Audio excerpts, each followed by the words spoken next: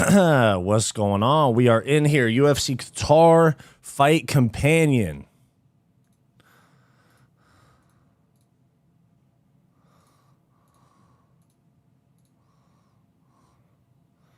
I don't know if anyone's keeping track so far. I'm undefeated on picks today.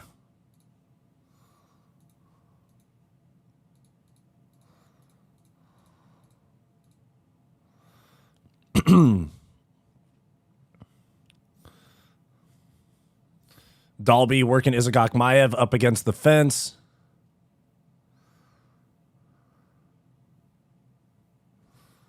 Yeah, this is a very biased ref right here. Immediately, Dalby gets him up against the fence, and he starts telling him he needs to work. That's crazy.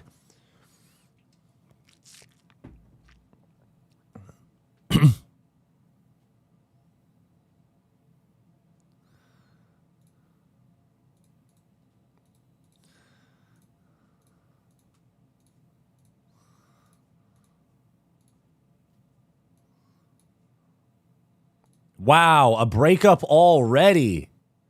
Wow. Already a breakup? I don't like that at all. I don't like that at all. If roles were reversed and the Dagestani guy was up against the, or holding Dalby up against the fence, it would be a vastly different conversation. Fucking annoying.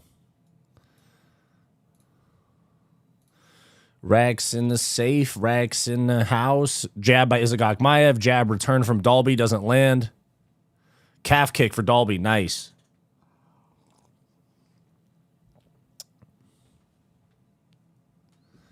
Racks in the safe, racks in the house.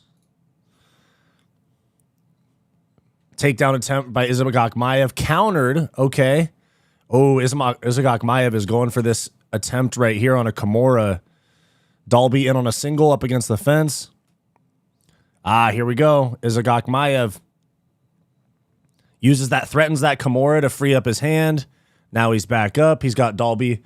Good morning, fellas. How we all doing today? We're doing good, man. We're doing good. I hopped on stream a tiny bit later than I meant to, but it's all good. We're here now. I'm undefeated on picks so far. Undefeated on picks. Get at me.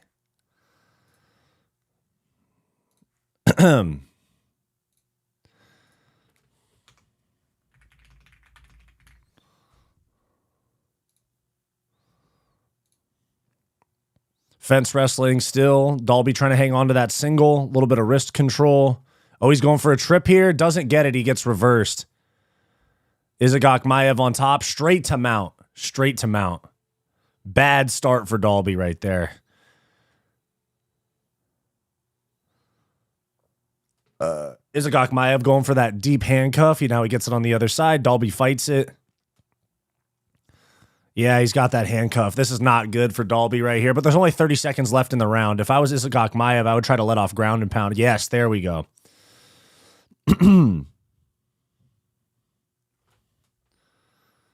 Oh, nice knee to the body during that scramble. I like that.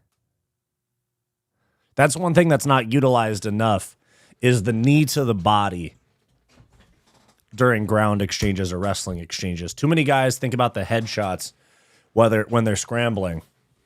But Dalby was on a knee up against the fence. Nice, nice, nice.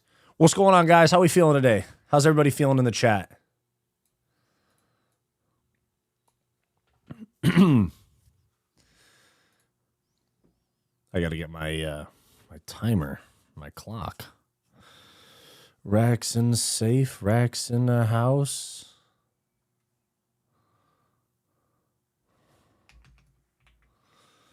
Bum bum bum bum bum bum bum bum bum bum bum bum bum bum.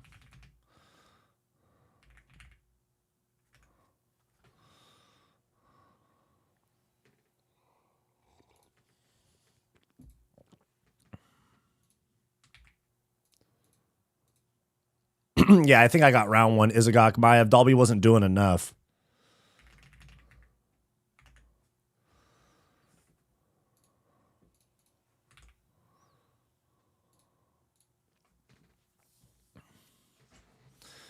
Oh, Gable Stevenson's fighting tomorrow. I didn't even know that.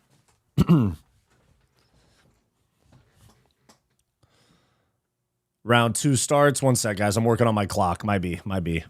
Head kick for Dalby. Double leg completed for Izagok Maiev. 10 seconds in there. And a cage grab. That should have been a warning right there. It ended up not really affecting much, but heavy control here for Izagok Maiev. He already has the handcuff on the far side. Everything's 07-14. Why? What's going on? What's going on, gang? Dalby wrestling his way up. Protecting himself from that knee. Knee to the head misses. Dalby trying to turn this into his own, a single of his own.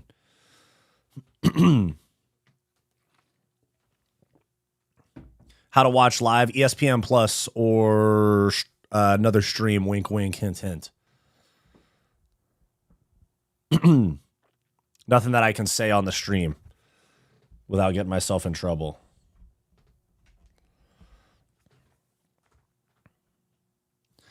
The tweets on the side have round 1 very split. A few people saying Dalby, a few people saying Izagok Maiev. I have Izagok Maiev winning that. If you know, you know. Yes, look to the east, exactly. Not the west, the east. Russian link, brother. Yes, Russian link, brother.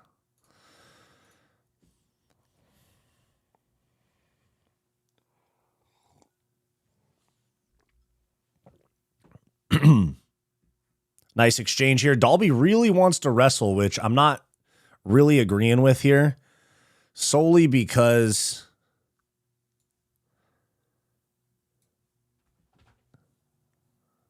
Izagok Maiev is he said that they're saying on the commentary that this Izagok Maiev guy is Abdul Manap Nurmagomedov said that he was the Russian Tony Ferguson. Interesting. Dalby, you should go for this ninja choke. It's right there. Ah, okay. Not there anymore. Not there anymore. Guys, do me a favor. Like the stream down below. Appreciate that very much. Dalby is stronger than Izagok Maiev, but Izagok Maiev is so much more skilled. Excuse me.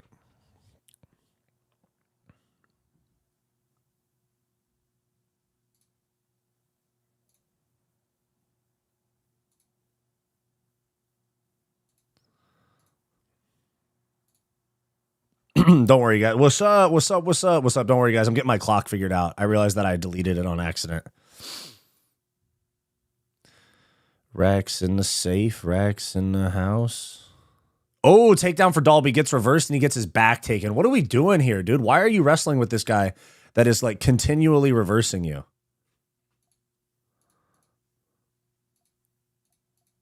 Oh, what's going on? I don't like that. There we go. Who did Khabib go for, the first cousin or the GOAT? I think the GOAT first, and the GOAT rejected him, so he went for the cousin. I think. Speaking of which, speaking of that Dagestani shit, dude, I got some I got a couple of threats on my IG this morning. From accounts that have 0 posts, 0 followers, and 0 following.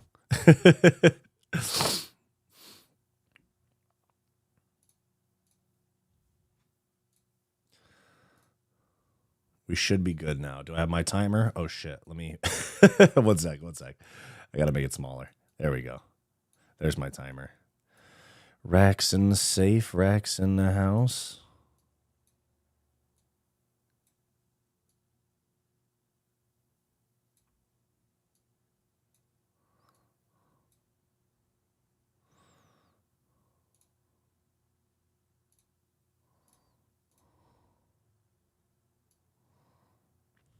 There we go. Good reversal. Dalby ends up on top. If he can do some damage right here, he'll steal the round. But they are so humble and peaceful in that part of the world. Yeah, that's what I thought too. But yeah, I was getting threatened on IG this morning.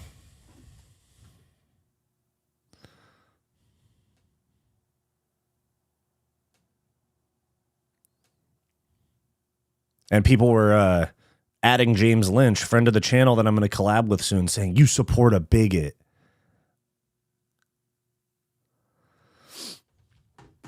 So Khabib, hold on one sec.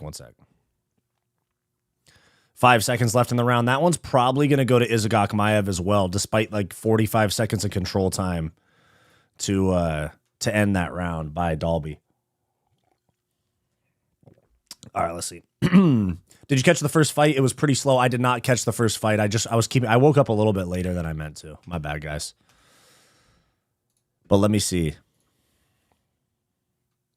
So I picked Freeman. He won. I picked Aliev. He won. I picked Nardayev. He won. I picked Topuria. He won. I picked Yakayev. He won. Didn't I pick Almabayev? Let me look at my video real quick. Let me see.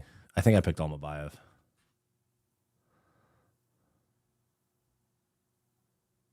Yep, Almabayev. So I'm 1, 2, 3, 4, 5, 6-0 on picks so far. Hot start, boys. Hot start. Hell yeah. Hot start, dude. 6-0. So Khabib's team pressures Mighty to distance himself, or it was the Dagestan community. I actually think it was on. It wasn't even really on Mighty Mouse to distance himself. Start around 3. Yeah, Marab, correct. Marab has nothing to do with Team Khabib. There's the Caucasus Mountains. North of the Caucasus Mountains is the Muslims, like Dagestan and stuff, and then south is like Armenia and Georgia, which is they're Christian. Like Arman Tsarukyan's Christian.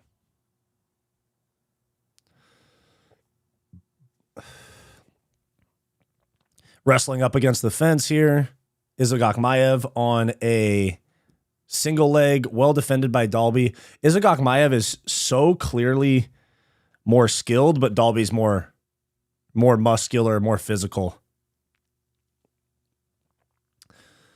So Khabib's team pressured Mighty to distance himself, or was it the Dagestan community? I can see Team Khabib pulling him aside. Brother, why you make a show with this guy? Yeah, it could have been like that too, but nice elbow from Dalby on the break. Defends the double leg, knee to the body.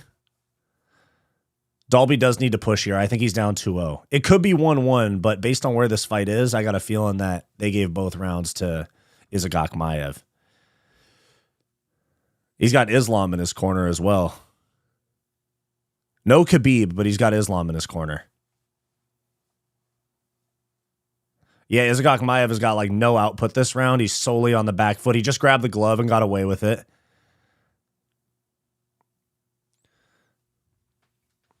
Guru said it was all of them. Yeah, basically he is fucking gassed. He's going to try to survive this round.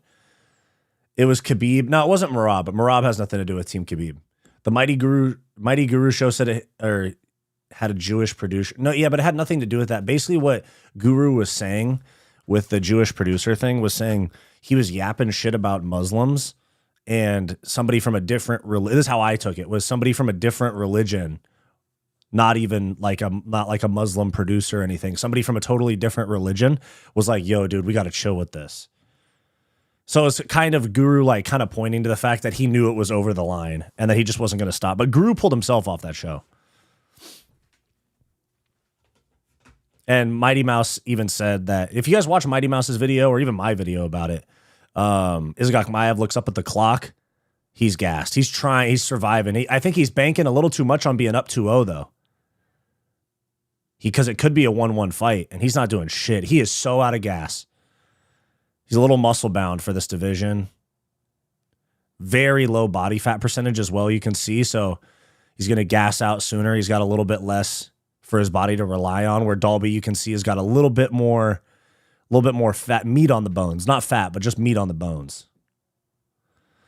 Yeah, you're right. DJ asked him to take the hate speech down to 20%. Yeah, basically they were saying that like Guru was at an 11 and they needed to bring it down to 2. Like the producers and all of that, because they wanted to make it big and do like live shows for the Mighty Guru show, like with crowds, like, you know, ticketed audiences where they would do live in-person podcasts.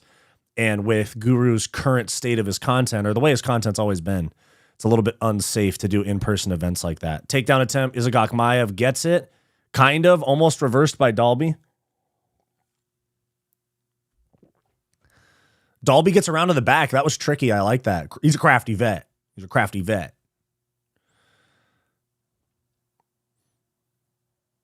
But yeah, Guru pulled himself off the show. He didn't get kicked off. He basically was like, I can't do this show telling you that I'm going to calm down and then know that I'm not going to calm down. Double unders there for Dalby on the on the double leg, knee to the head. Nice. Dalby's getting this round for sure. Dalby's for sure getting this round. Guru said that the producer wasn't happy with him for defending Bryce. Oh, I didn't hear that part. Or no, he said he's going to do fishing with Bryce.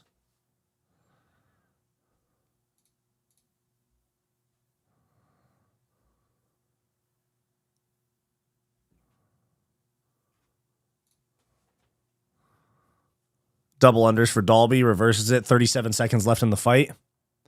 Dalby needs to unload here, though. Izagok Maiev gave almost nothing back this round. Guru should make a show with Strickland. They're more compatible. Yeah, they are more compatible.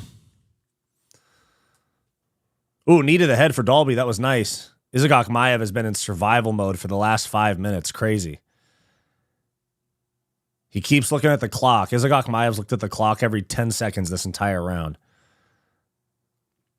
Sloppy punches. Kick to the body for Dalby. All of Dagestan is doping. Yeah, I mean, Islam Makhachev got suspended for it.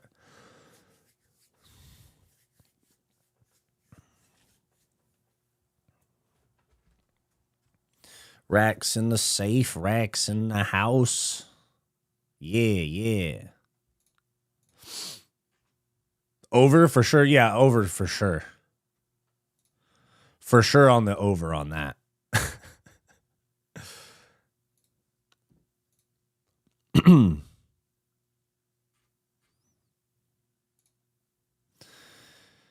Bum ba da ba ba ba da ba.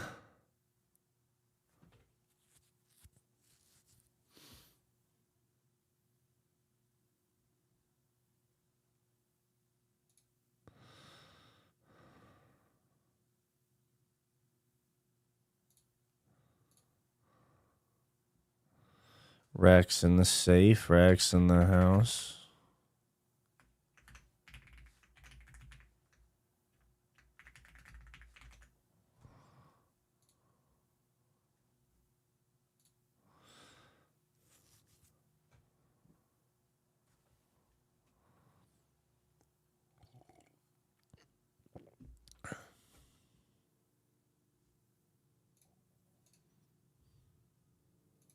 Wow, Dalby got it. That's crazy. Wow. That's the first one I got wrong. Split decision in Qatar. He got it. That's crazy. Not what I was expecting. No interview for him, though. Interesting. Oh, dang. This is a really small arena. Whoa, this is a really small arena. Hold on.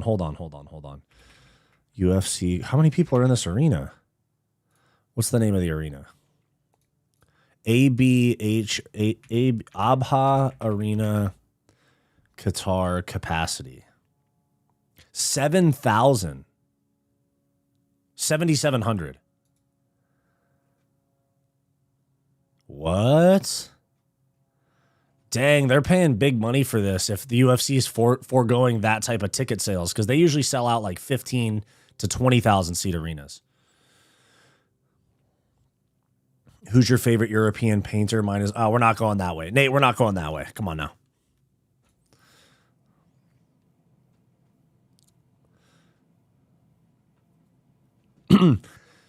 Guys, we got 25 people in the chat right now, but we only got 5 likes. Can you guys do me a huge favor? Can we get to 10 or 15 likes by the start of the next fight? I'd really appreciate it. Thank you very much.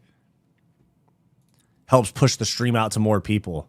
Wow, the pacing is quick with this. Dalby's not even out of the cage yet, and they're already having Luke Riley walk. Oh, you know what? Yeah, because this is the last prelim, and it's 9:44.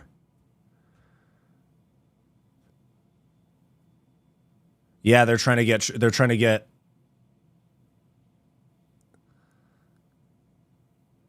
Patty's in his corner. Yeah, they're trying to stay on schedule because they got this one more prelim fight, and they got to do it in the next 16 minutes. Hey, nice. Rick Allen, bro, if you beg for likes again, I'm going to find you and KO you real soon. Appreciate that, big dog. Not if I find you first. Not if I find you first.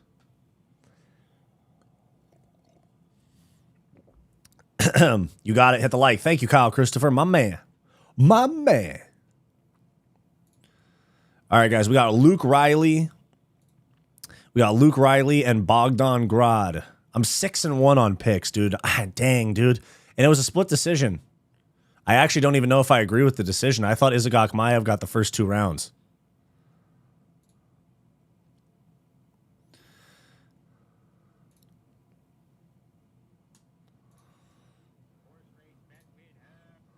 Bro, maybe you should stop being... I don't gamble at all. We've talked about this. I don't gamble at all. Maybe you should stop being a degenerate. I don't gamble. I made a video for my channel with picks. Rick Allen, man, you're always tweaking. What's this hand-holding thing that Bogdan Grad's doing? Arm in arm. Why are his arms crossed, though? Fair enough. Fair enough.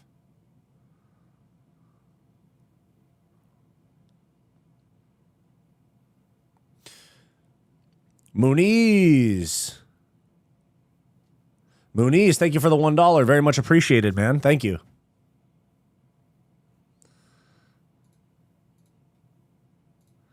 That's your 5th super on a live stream, bro? Nice, nice. Your video on the Dagestanis was great, logical, factual, and yet hateful to people who hate the truth. Well, I mean, literally I said that. I was like, look, if I was from this part of the world, I would be like that as well. I would believe the things that they believe if I was from that part of the world, but I'm not, so I don't agree with it. But at the end of the day, like it's whatever, man. People are going to do what they're going to do. They're going to be upset.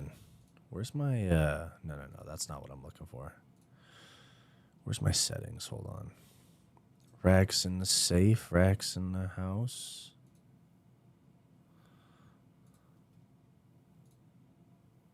There we go. Okay, that's off. Now let me adjust this. There we go. That's what I needed. Now I'm figuring out why my fucking camera looks iffy all the time. There we go. Oh my goodness. So much better. I mean, I'm glowing green a little bit. Let me fix that.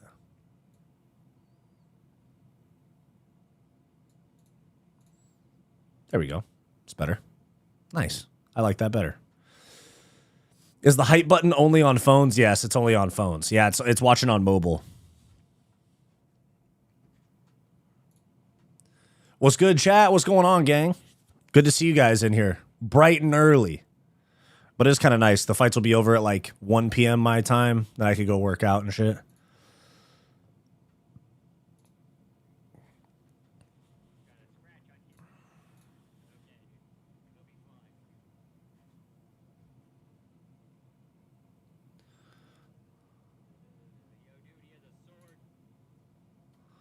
Racks in the safe, racks in the house.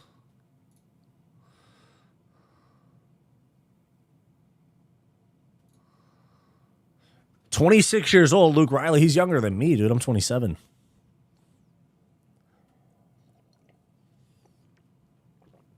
What's going on, chat? Who we got for this? I got Luke Riley. I think Luke Riley's going to piece him up. Dang, he's got a Patty Pimblett haircut, too. It runs in the gym.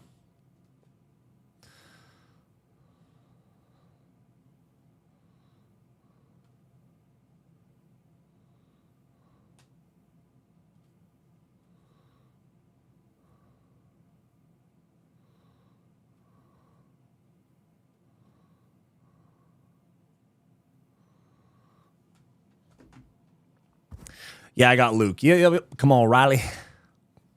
Come on, boy, get him. Fighting out of Graz, Austria.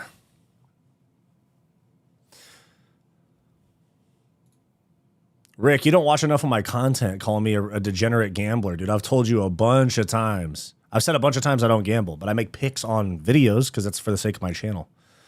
And I'm fucking 6-1 so far, dog. Get at me.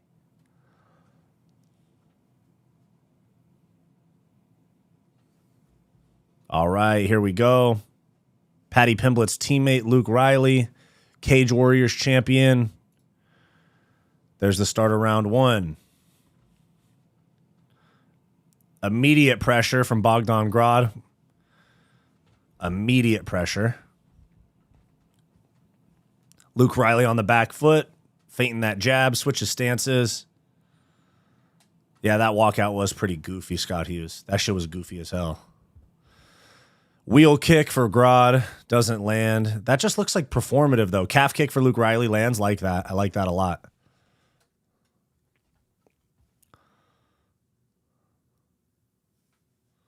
Feinting the jab, Luke Riley finding his range, circling around. Good job not staying stationary. He just needs to be careful if Bogdan Grad's going to throw those wheel kicks. He keeps exiting into him. Double leg attempt. Luke Riley defended. Oh, he's going to try to slap this guillotine on him. Watch. He's going to try. No, ninja choke. It's right there, dude. Ninja choke. Shoot that arm through. Shoot that arm through. Pushing the head down. Gets taken down. Luke Riley's on bottom.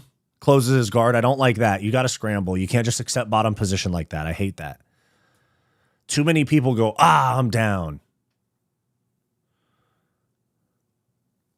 Bogdan Grad kind of grinding with his head up against Luke Riley's chin, covering his mouth, covering his eyes. Yeah, Luke Riley could get this armbar right here from bottom. Okay. Looking to transition to half guard. Gets it. He's got a shin shield in. I actually prefer half guard. Like when I'm grappling, I prefer half guard on bottom. I find it easier to get up. I know people like guard because they can attack submissions from guard, but I prefer half guard to start wrestling up. Heavy pressure on top from Bogdan Grad. Not a whole lot of damage, though. He's covering Luke Riley's mouth. He's about to poke him in the eye. Elbow from Grad. Not a great start for Luke Riley. He's looking a little helpless on the ground right here, which I don't like at all.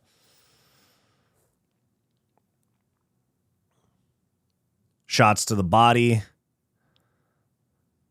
Grad's got a triangle on the bottom leg. Okay, Luke Riley going for that octopus guard. Gets up. Now he's up against the fence. Bogdan Grad has a body lock from the back, knee to the thigh. Tries a mat return, doesn't get it. Luke Riley's fighting the hands.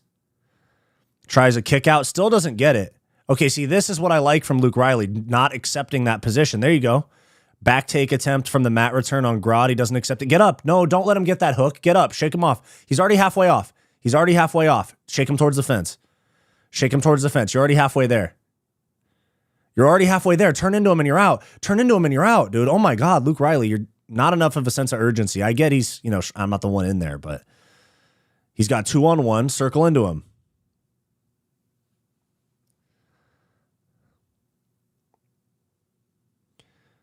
I still haven't gotten a pick wrong today, better than my last 3 months where my percentage was 59. Yeah, my percentage is around like 2/3. I'm around like 60, 65%. I get like almost 2/3 right, but I'm 6-1 today. The only one I got wrong was the Nicholas Dalby and Sagid Izagok-Maiev fight, and I thought Izagok-Maiev won that fight. I'm over here saying that a Dagestani got robbed, and they're going to say I hate the Dagestanis.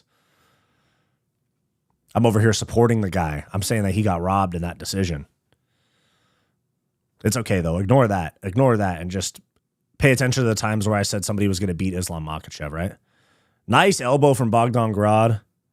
Underhook for Luke Riley. He's just not as strong as Bogdan Grad. He just needs to keep this on the feet. Dalby should have lost. I agree. Yeah, Dalby should have lost. I thought Dalby got round 3, and that was it. Oh, big elbow on the break from Grad. Luke Riley looks fine. Calf kick from Luke Riley. He's going to lose this round unless he double leg attempt, defended well. You already got the ninja choke there. Slap it on him, dude. Oh, my God. Single leg attempt. Double leg attempt. Back in on the single. Nice elbow to the head from Riley. Defended well. Riley's starting to... He's not getting discouraged, even though he's gotten taken down and he was on the ground for most of the round. I don't know. I like Paddy Pimblett. And so seeing, how big of a star Luke Riley is. And how big of a star Luke Riley was in Cage Warriors and now seeing him in the UFC. I want to see him win. I want to see him do well. Oil check for Luke Riley right here. Bogdan doesn't have the gas tank for this pace. True. I think he was going really hard for the finish in round 1 and didn't get it. Single leg sets him down on the fence. Big shots to end the round. 2-1. There we go. All right. Round 1 to Bogdan Grad, but Luke Riley still's got a pep in his step. He's not discouraged at all.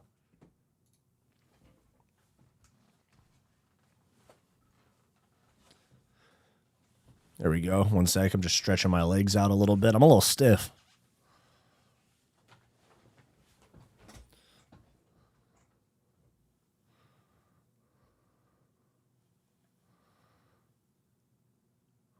Really, really good corner advice from Paddy Pimblett's coach and team.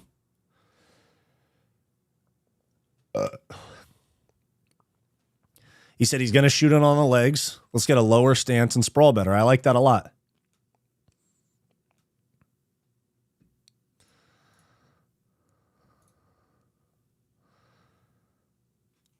Yeah, that was great corner advice there from Luke Riley and Paddy Pimblett's team. I love that.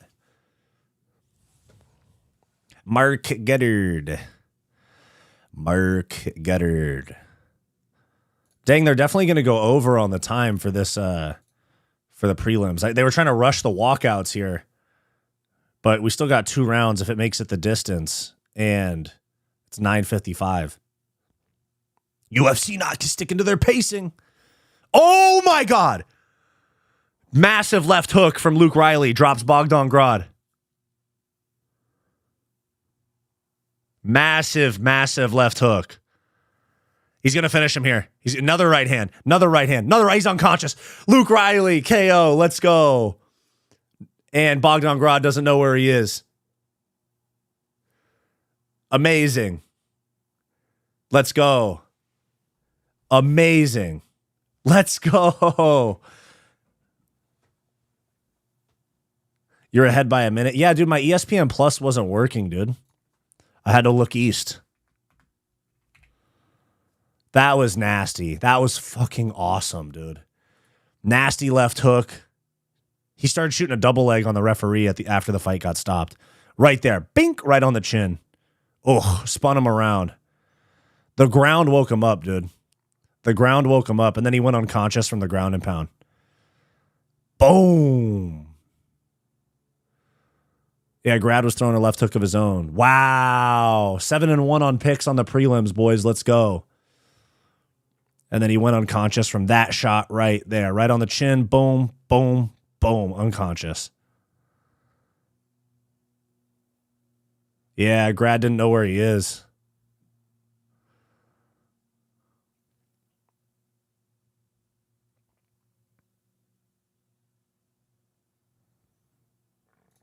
Wow, that was freaking awesome, dude.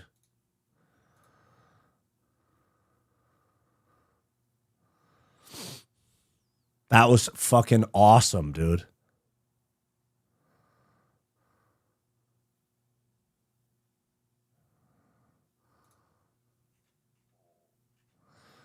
Let me see if ESPN's working now.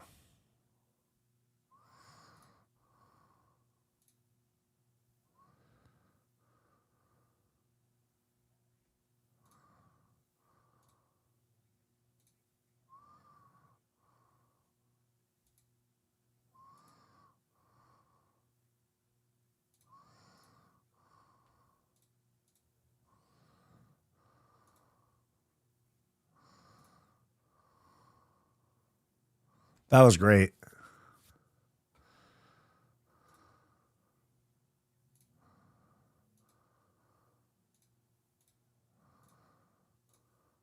Good for him, dude. Good for him. I would count the Dalby fight as a W. Judges got that wrong. True. Yeah, true.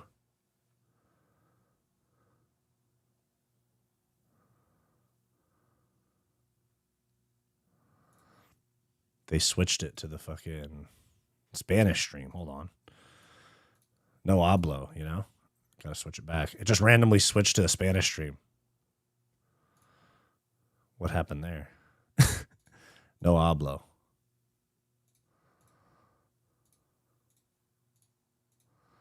Dude, play the stream. Oh my God.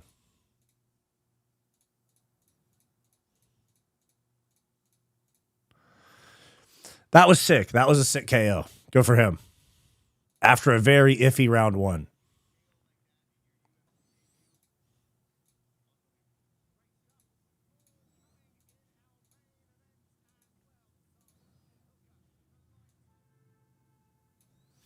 That was sick. I love that. What the fuck is this guy saying? I missed it. I missed it.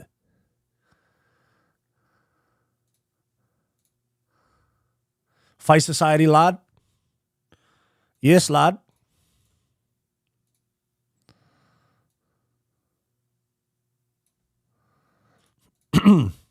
Fuck, lad. That was a crazy knockout, lad.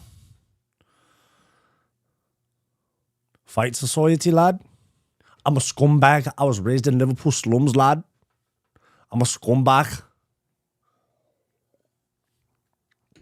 Hey, who knows ball? Who knows about SD Kid? The rapper from Liverpool. I'm 4 man deep in suburban. I'm whipping around. I'm 4 man, or what is it? I'm 4 man deep in this German. I'm whipping around in suburban. I'm a scumbag. I was raised in Liverpool slums, lad. Let's go, dude. Luke Riley, that left hook, lad. Left hook, lad. Knockout. 7-1 on the prelims, and the only one I got wrong was a fucking robbery. It was a robbery. No way. You're quite far ahead. Oh no, you're good. The prelims just ended. Matthew Bedford, I'm in Liverpool. You know about SD Kid, the rapper?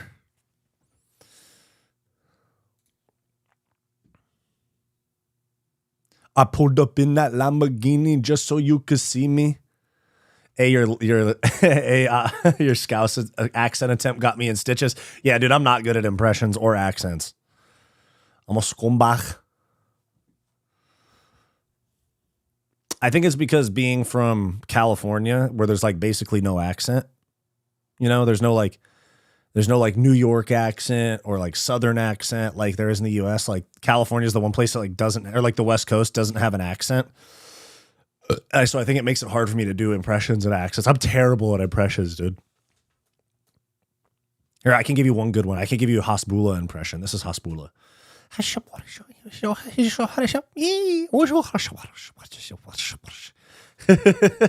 Hasbulla. Aside from that, I can't do any impressions. Brother.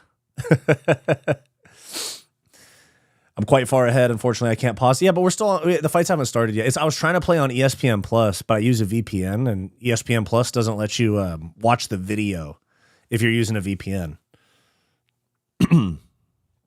And so I was going to turn it off, but if I turn my VPN off,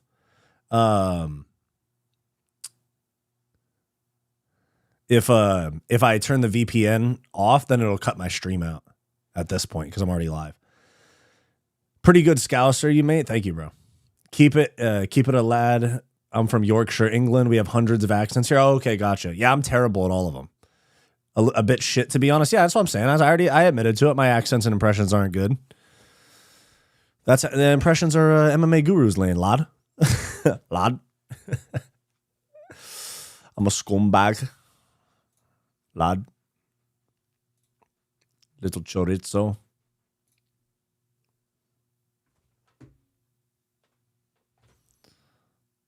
Oh, dude, they on this UFC promo, they fucked up Tsarukyan's name so bad.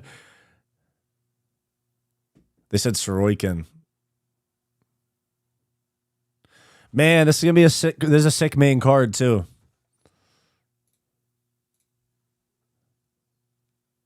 Thoughts on the headbutt? Weak. Pussy.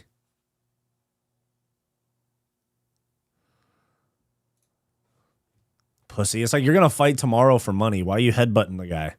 I think that's so lame. So lame. I want Dan to win, but it's gonna be tough. Yeah, I agree. I think Dan's probably getting smoked. First trip to Qatar, fourth trip to the Middle East in 2025. I'm trying to think. They did I think they did an Abu Dhabi card. Oh, yeah, they did Adesanya Imavov, Whitaker versus De Ridder, Aspinall versus Gane, and now this card.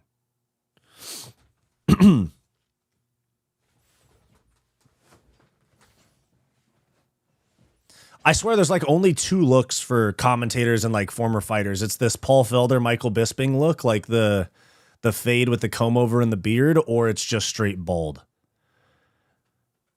There's a lot of bald guys in MMA. The headbutt was fucked up and risky for business. True. Super risky for business. It's like, bro, you're going to fight tomorrow. Save it. Tsarukyan's so dumb, bro.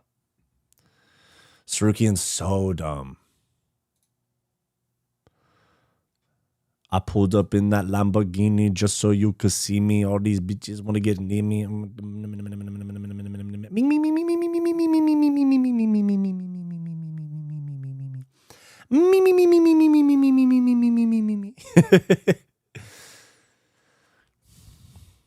But yeah, on this main card, I'm at 7-1 on the prelims, and then I got Ulanbekov, Gaziev, myktybek, orolbai, menifield, Ian Garry, Arman Tsarukyan. Paddy Pimblett's already in the top 5. He jumped Dan Hooker without fighting. That's crazy. What's crazy, though, is that a win here makes Dan Hooker the #1 contender. Or watch them put Paddy Pimblett as the #1 contender and move him up and move Dan to #2.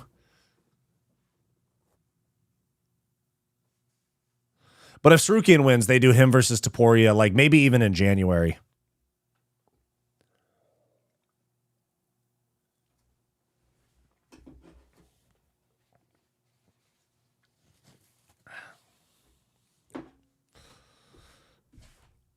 Excuse me.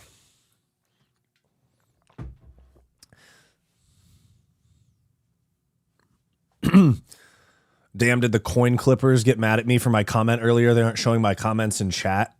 Sometimes YouTube will pull. Yeah, YouTube has an AI that'll pull some comments depending on what you say.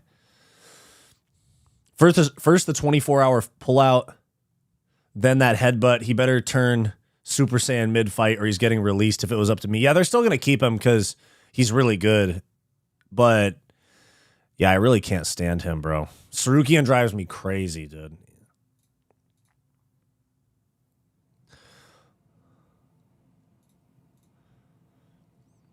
We have the same main card picks except for the first one. Yeah, I want Kyoji Horiguchi to win, but he's so much smaller than Ulanbekov. I could see Ulanbekov gassing. I hope I get that pick wrong, actually. CP MMA, what's going on? Ho, ho, ho, ho, ho, ho, ho. The dogs in the chat. Charlie Arnault over here showing her face and her hands. She's going to get in trouble, dude. She's in the Middle East dressed like a Western woman. She's going to get in trouble. Is Arman's dad a billionaire? He's not a billionaire, but he's close to it. Like hundreds of millions. His dad's a construction guy, if I'm not mistaken. Arman Tsarukyan dad. I think he's in construction.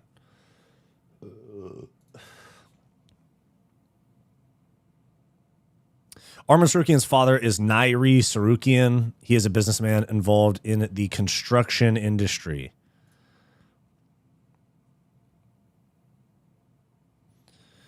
Where's his, let me see, personal life. Arman married his wife, Milena, at the, I didn't even, Arman's married with 2 kids? What the heck? I didn't even know. Arman's married with 2 kids? I had no idea.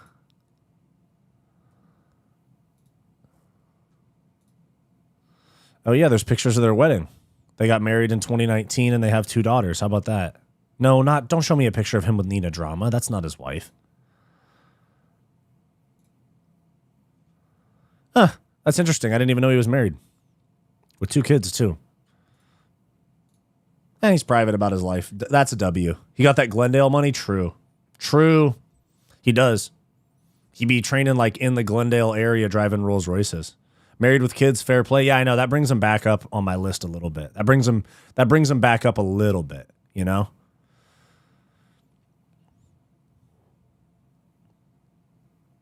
LMAO John. Oh, wait, hold on. Arman's a spoiled brat. True. Arman is a loser. True. Yeah, but he's married with kids, which is a dub. John commented on my reel last night about Dan saying he was a hater. You mean John Jones commented? Let me look. Dude, I got some nasty shit on my IG today. People are fucking mad at me, bro, about talking about Dagestan. All right, let me go to your reel real quick. CP.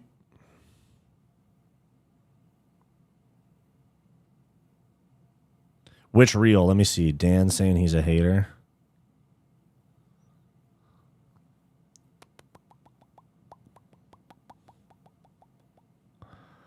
Let me find it. I bet Belal, he got that Glendale. I think I saw that his dad is worth the equivalent to 3/4 of 750 mil. Yeah. He got that Glendale money. True. I bet on Belal, but I saw Ian versus Carlos last night and he looked great. Uses his height so well. Yeah, I think Belal's going to get fucking smoked, bro.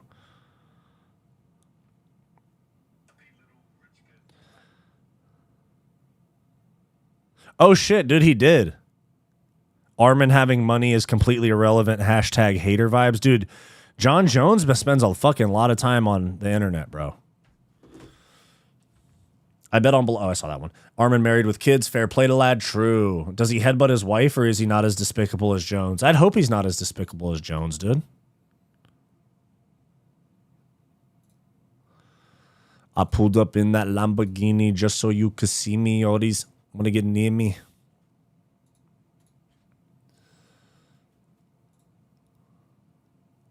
$40 pro fights is crazy. Was he in one championship? Where was he? Ryzen? Where was Horiguchi? I think he was in Ryzen. Kyoji Horiguchi. Dang, he's been out of the UFC for 9 years, bro. 7-1 in the UFC. 14-1. 7-1 in the UFC. 14-1 in Ryzen, dude. Fucking nice. He beat Sergio Pettis. Lost to Patchy Mix in Bellator. Lost to Sergio Pettis in Bellator. Beat Kai Asakura in 2020 and lost to him as well.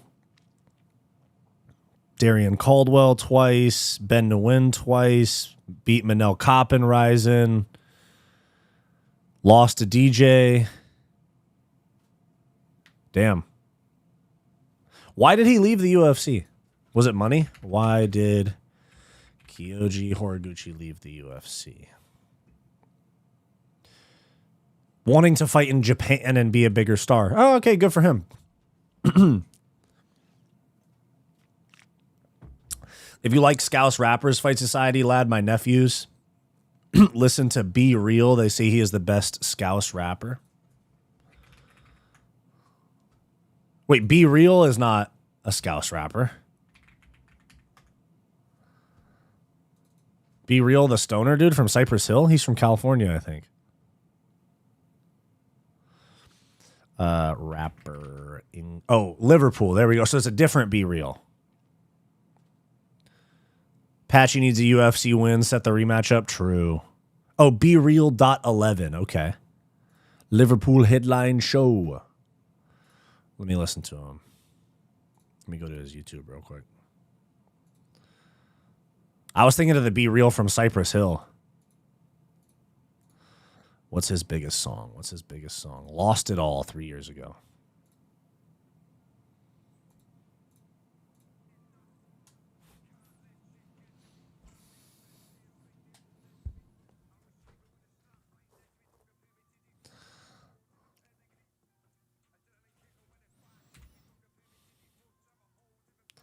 I'm a whole different pedigree. Yeah, that shit's dope. No, but you guys don't know about Be Real. Hold on, let me share my screen real quick. Be Real. He's an old school rapper. I don't really listen to him. He's an old school rapper from the 90s. If you guys know the old West Coast group, this is Be Real right here from Cypress Hill. But let me see. Liverpool. He's Be Real.11, this guy. There's no evidence of a well-known rapper.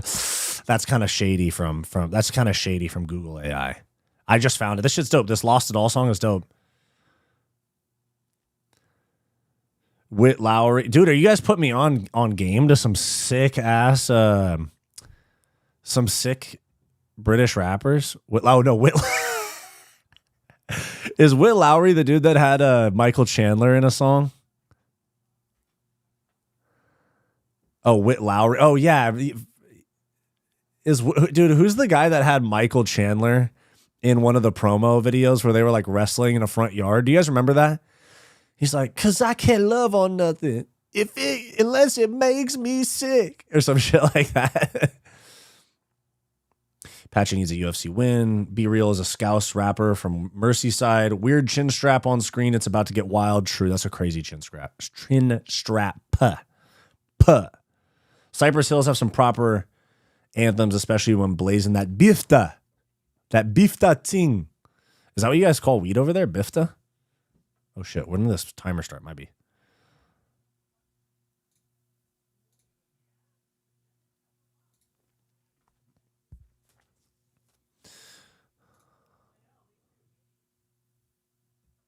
If you see the money, that's yeet. If you smell the money, that's yeet. I ain't never want a rollie. Bitch, this rollie wanted me. Anybody like yeet in the chat, dude? I fuck with yeet heavy. Hey, brother, you suck, but your channel is dope. In what way, dude? Thank you.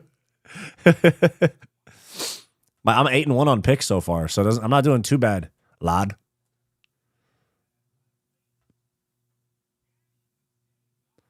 That's just... it's almost like you like. What do you mean I suck, but my channel's dope? I am the channel, dog.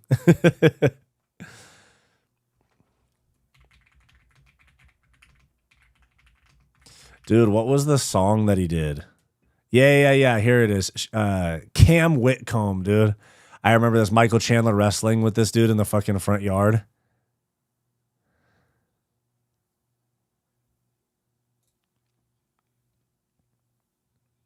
Like, you put a lot of effort, but dislikes you personally. That's fine. It is what it is. It is what it is. Can't make everybody happy, bucko. All right, round one. Tagir Ulanbekov against Kyoji Horiguchi.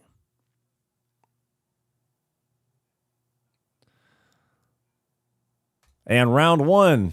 Glove touch. Oh my God, Horiguchi looks tiny. Somebody's lying about their height because they're only like 1 inch apart in height on the listing. I think Kyoji Horiguchi's like 5'4", saying he's 5'7". Calf kick for Horiguchi. Love that.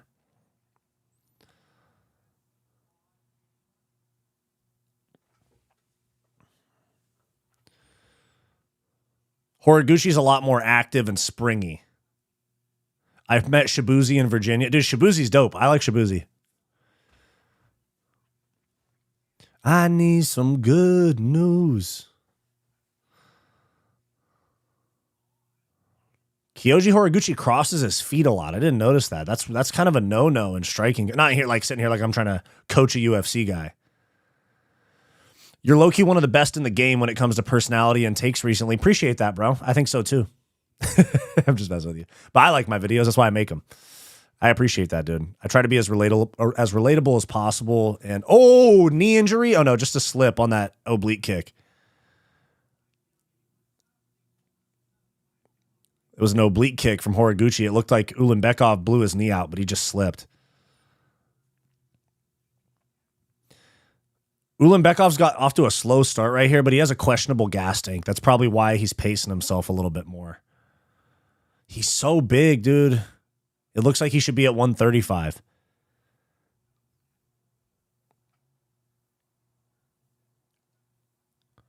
Okay. Oh, a big right hand landed on like the neck for Horiguchi. Could have been problems for Ulanbekov. Dude, Kyoji's so springy. I love that shit, dude. But blue 4533. Thank you, man. I appreciate that, big dog. Horiguchi circles. The lights just went out a little bit in the arena. The lights got a lot dimmer in the arena. I don't know if anybody caught that. Kyoji closes the distance. Muay Thai clinch for Ulanbekov. Breaks. They're back at distance.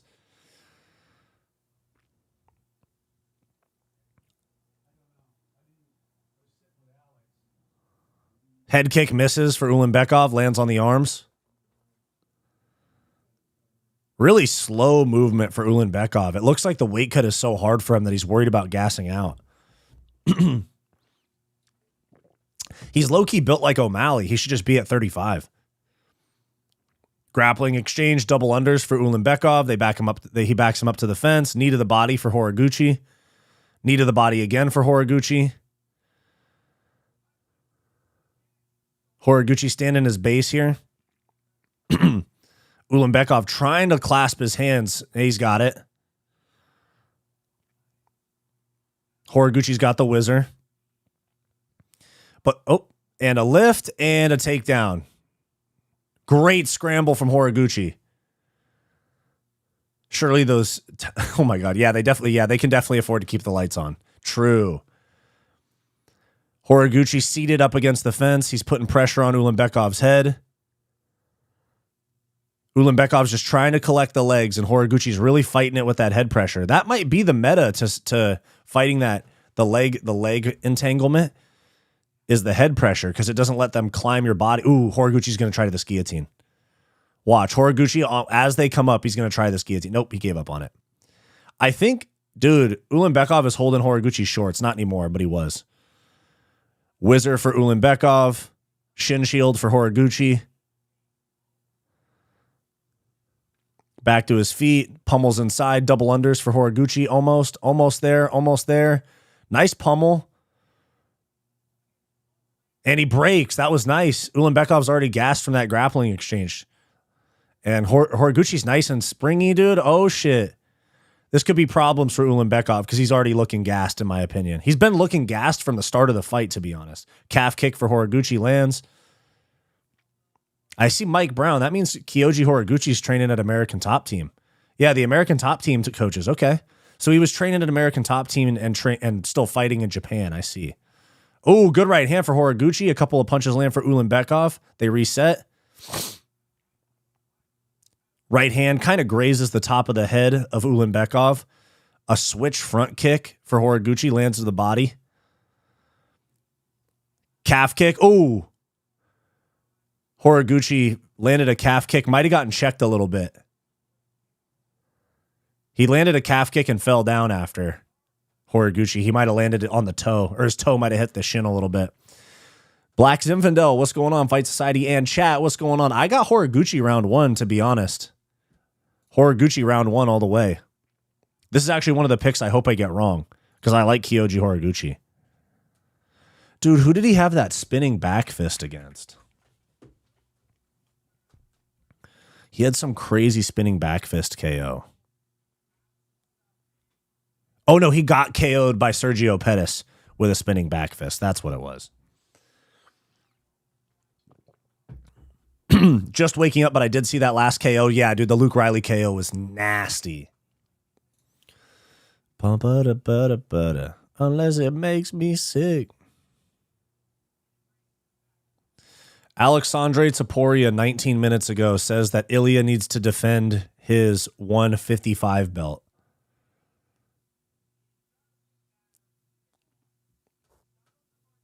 I've been in a gym with Francis Ngannou before. The way he acted was pretty disrespectful. He only wanted to take photos with black people. Really? You know, it's funny. One of my friends met him at a meet and greet and loved him. He was like, he's so cool. Like, I even sent him the thing about him grabbing Dana. And my friend was, oh, okay. Calf kick drops Ulanbekov. Ulanbekov, oh my God, he's hurt. Yeah, Ulanbekov went down on that calf kick.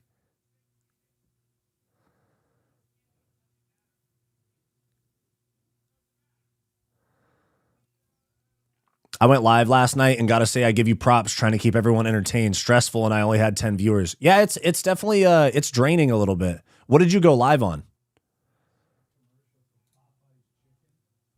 Did you go live on YouTube? Oh, dude, I don't see. Do you have a different account? Like, do you go live on Juice Man? I'm looking at your channel right now. I don't see any videos or I don't see any videos or anything. Do you have a different account that you go live on? I didn't see that coming after the first 3 minutes. Luke really cooked at the end. Yeah, he did pull it together pretty good. Body lock on bottom. Ulanbekov trying to reach over, punch to the body. Ulanbekov got dropped by that calf kick. He did not like that shit, dude. No, you got live. Oh, did you take the live down? Oh, guillotine attempt for Ulanbekov. Not good. Not good. Horiguchi needs to clear to the other side. He needs to clear to the other side. Nope, you got to clear to the other side. You're going the wrong way. Horiguchi's going the wrong way. He's got to go to his right. He's got to go to his right. And he pulls out. Okay, nice. He wasn't stressed about that. Ulanbekov looks cut. Oh, Horiguchi to the back. Ulanbekov's gassed, dude.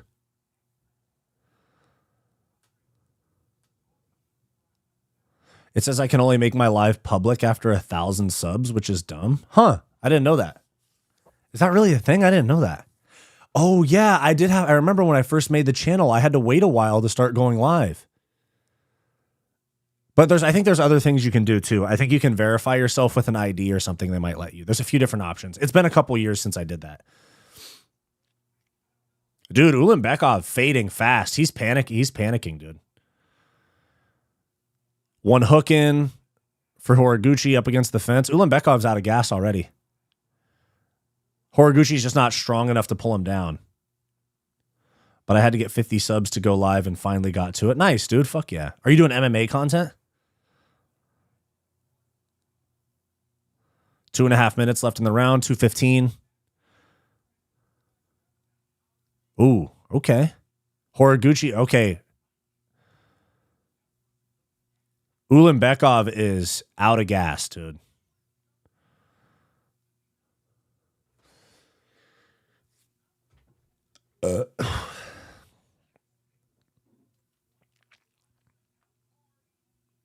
Yeah, I verified years ago. Might need a third-party software to stream easier. If you stream on just YouTube and you stream directly into YouTube from OBS, they push your stream a little bit more. If you use like Riverside or like Restream or anything like that. Oh, dude, Ulanbekov's limping from that calf kick. He might. Oh, head kick. Oh, dude, Horiguchi's unloading on him, dude. Nice head kick from Horiguchi there.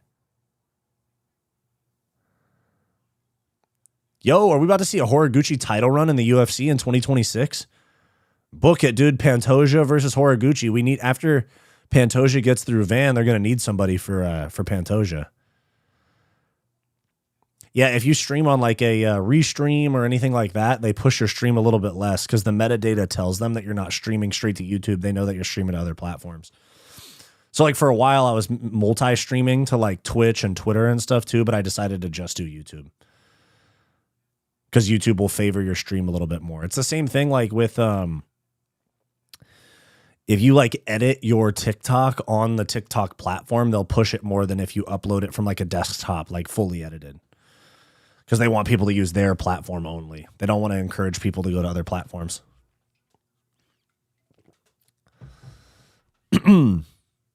Really dominant round for Horiguchi. 3 rounds of control time, dropped him with a calf kick. The question mark kick was nasty. I got 2-0 Horiguchi easy.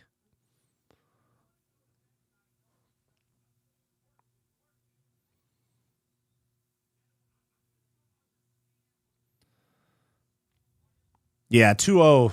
Oh, dude. Ulanbekov didn't even stand up at the end of the round. He just sat against the fence. You got to stand up or they'll stop the fight. You have to stand up and walk to your corner, if I'm not mistaken. You're supposed to stand up and walk to your corner under your own power. I think that's the rule.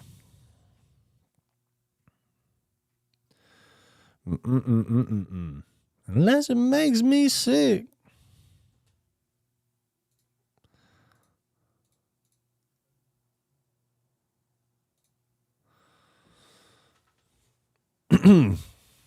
Horiguchi looks good, dude. He looks fast, springy.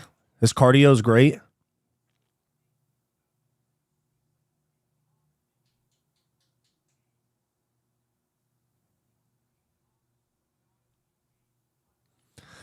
And I can't love on something unless it makes me sick. What did Toporia's brother say?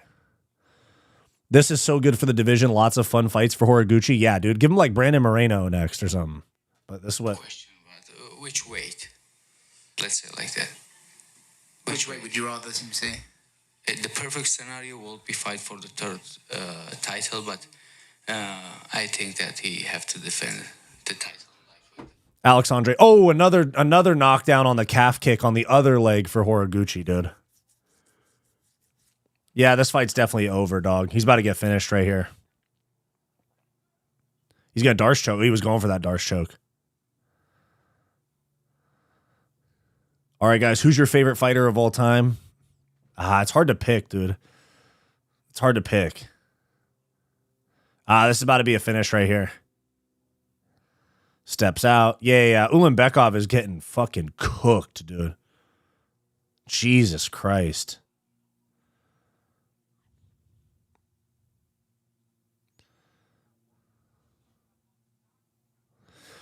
Some of my favorite fighters of all time, Charlie Olives for sure, Charles Oliveira, Dustin Poirier, I'm a huge fan of.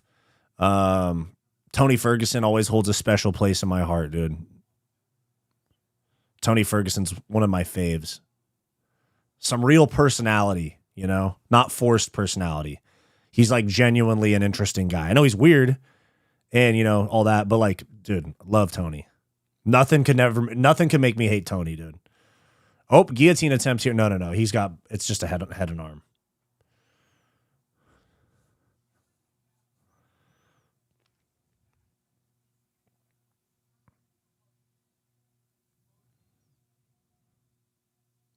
Oh, knee to the body / leg from the ground. Interesting. Oh, that left hook. Oh, that's what dropped Ulanbekov was a left hook. Okay. Ulanbekov's getting his fucking ass whooped. Dang, how good is Ryzen, dude? Ryzen's way better than Bellator and PFL. Oh, head kick again. Oh my God, dude. Horiguchi is cooking this fool.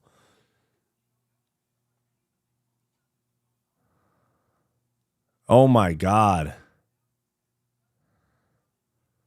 And rear naked choke. There it is. There's the fight right there. Rear naked choke. There it is. Fight's over. Go to sleep. Go to sleep. Like Khabib says, go to sleep. Don't tap. He's unconscious. Yep.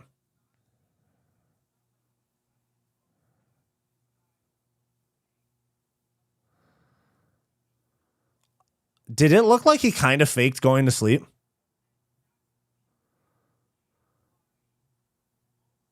He woke up immediately. I mean, he got his ass whooped. I'm not saying he wasn't getting his ass kicked, but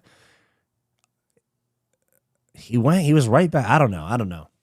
I know you can go to sleep fast and wake up fast from a choke, but holy shit, that third round, if I have ever seen it, was if there was ever a 10-7 round, that started to look like a 10-7 round.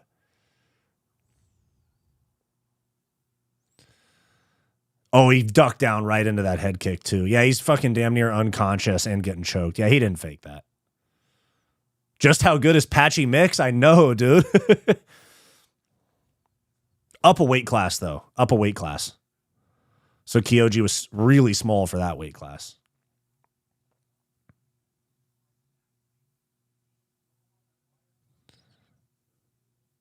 Oh, even Horiguchi was even saying to the ref, he's out. Dude, put him in the top 5. I know he beat number 11, but put him in the top 5. Wow.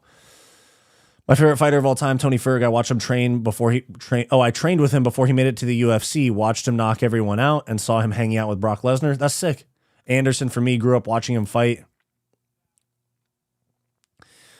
I watched the Anderson Silva front kick on TV. That's dope. Saw the Pettis cage kick. That's dope. I was too young for that. I wasn't watching UFC at the time. I can see that for these weight classes. True. He probably just passed out for a sec from going black. True. That's true. I forgot just how good is Patchy Mix. That's true. I forgot Bellator doesn't have flyweight. Hello, bro. What's up going on? What's hike? Hako by. Hey, wait. Is this the hike that I know? Nice. Since we have the rest of our picks, correct, I'm going to finish better than you. Yeah, that's fine. I'm glad that Kyoji Horiguchi won, even if I got that wrong. Let me peep the rankings real quick, though. I feel like I'm Gucci Mane in 2006.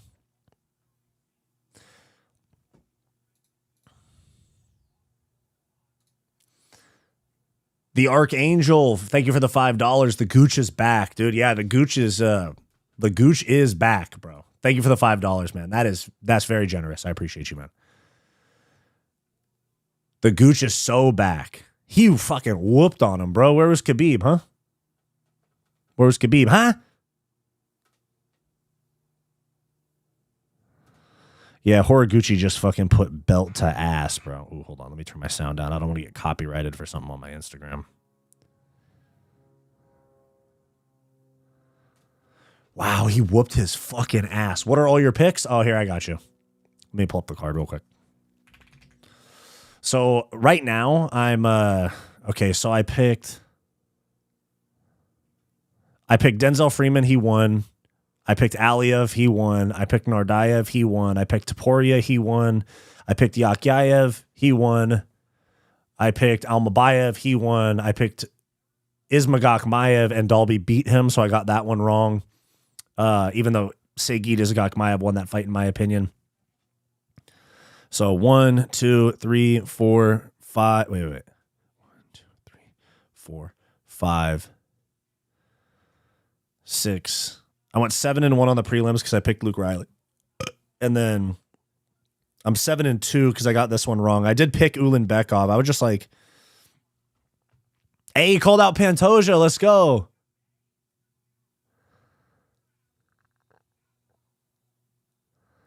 He just said, Pantoja, you're my teammate, but I'll whoop your ass. I'm 7-2 as well. And then I picked Kyoji Horiguchi, or I picked Tigir Ulanbekov. He just lost, obviously. And then I have Gaziev, myktybek, orolbai, Alonzo menifield, Ian Machado, Garry, and Arman Tsarukyan.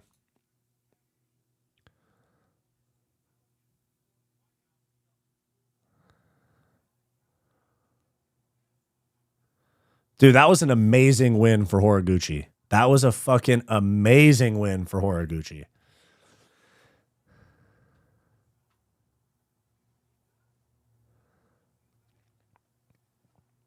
He said, Pantoja, you're my teammate, but that doesn't matter. I beat your ass. And this is Pantoja's coach right here on the left, too. He just kind of like pushed Kyoji Horiguchi for fucking around like that, but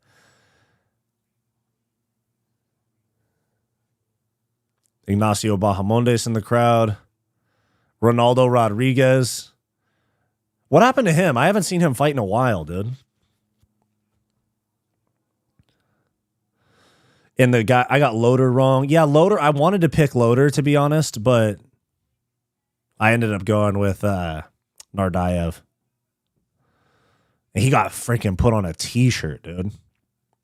The dude who fought Dalby, I can't pronounce his name. I got that one wrong, too. His name is Segid Ismagokmaev. Gokmaev, dude, that's crazy. So he beat Tigir Ulanbekov, who's 11. But I would put Kyoji Horiguchi above Steve Erceg, Tim Elliott. Alex Perez just lost, so he'll be lower. They'll probably put Horiguchi at like 6 or 7. Fuck it, dude. Put him in there with Pantoja if Pantoja beats Van.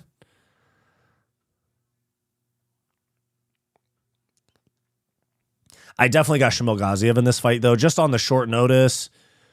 And Waldo had to cut 12 pounds in 2 hours from when he landed in Qatar.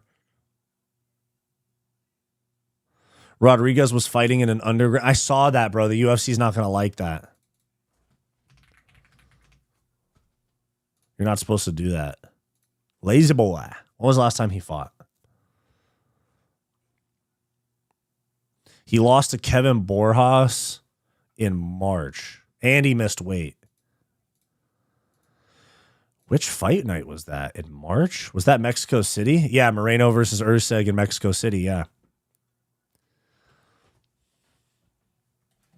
Oops.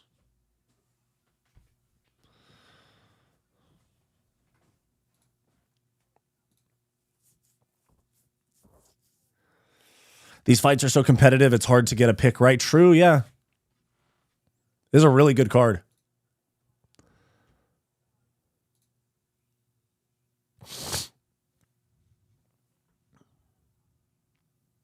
I feel like Qatar would be kind of a dope place to visit, though, no? I feel like, even, aside from some of the things that I disagree with those people on, but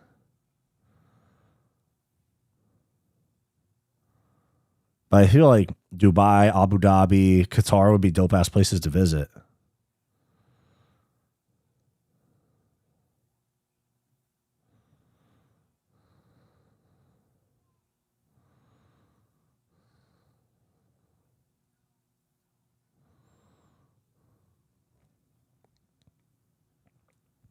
Dude, did somebody hit an inverted triangle in Octagon? Hold on. Yeah, somebody hit an inverted triangle in Octagon. That's crazy. Like the Jorge Masvidal one where he got submitted in.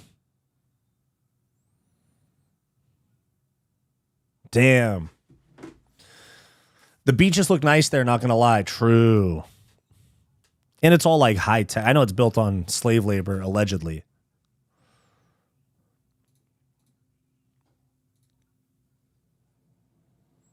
The gooch is back. Ho, ho, ho, ho, ho.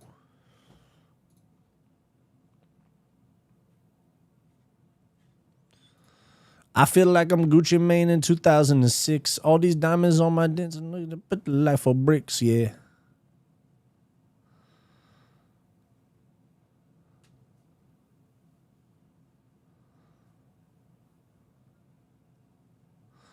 Oh, this dude's from like across the street from Qatar, essentially, because he's from Bahrain.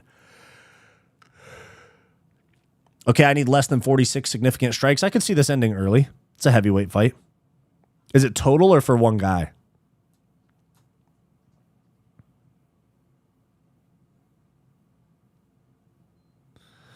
Where's Qatar? So there's Qatar. Where's Bahrain?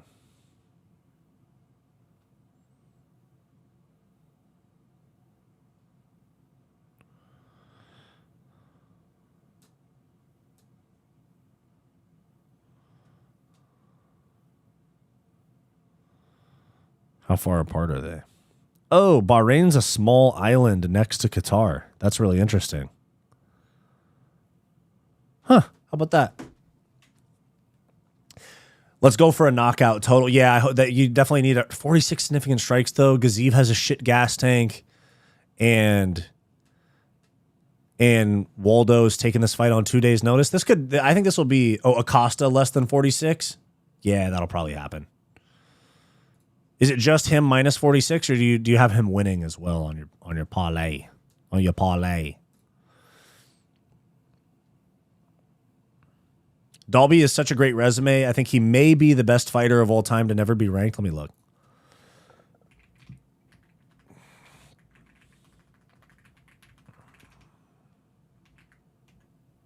Right next to Qatar. Yeah, it's literally like just across it's like an island next to Qatar, basically. They're really close.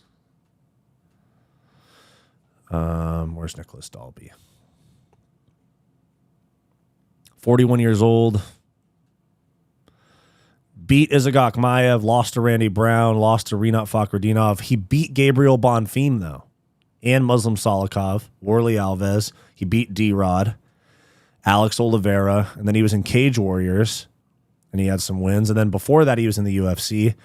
He had a draw with Darren Till at 170. I didn't even realize that. He had a draw with Darren Till back in the day in 2015.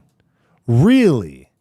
So does Darren Till have 2 draws on his... Does he have 2 draws? Because didn't he draw with someone else too? Let me see. Draw. No, just that one.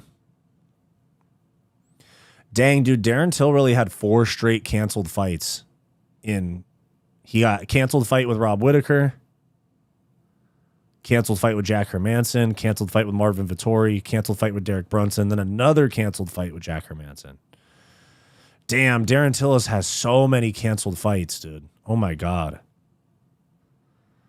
I feel like I'm Gucci Mane in 2006. All these diamonds on my damn life for bricks.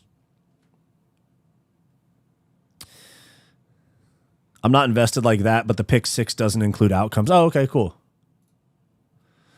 Bahrain was a dictatorship. Was it really? Well, let me see. Is it still? Yes, Bahrain is considered a dictatorship by many organizations, as it is a hereditary monarchy where the king holds ultimate authority and has a history of repressing dissent, while the country has a semi-constitutional framework and parliament. Human rights organizations report that elections are not free and fair, and the monarchy systematically suppresses opposition voices. King Hamad bin Isa al Khalifa is the head of the state, and his family has ruled for generations. Interesting. Interesting. Global State of Democracy Framework places Bahrain among the countries with the lowest democratic performance. It's a royal dictatorship based on Wikipedia. Wow. Dang, dude, there's a lot of dictatorships in the world. I didn't even realize.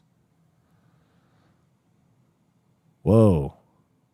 Algeria, dictatorship. Angola, Afghanistan, Azerbaijan, Bahrain, Bangladesh, Belarus, Botswana, Bosnia-Herzegovina, Burkina Faso, Brunei, Cambodia, Cameroon. Cameroon is a dictatorship? Military dictatorship in Central African Republic and Chad.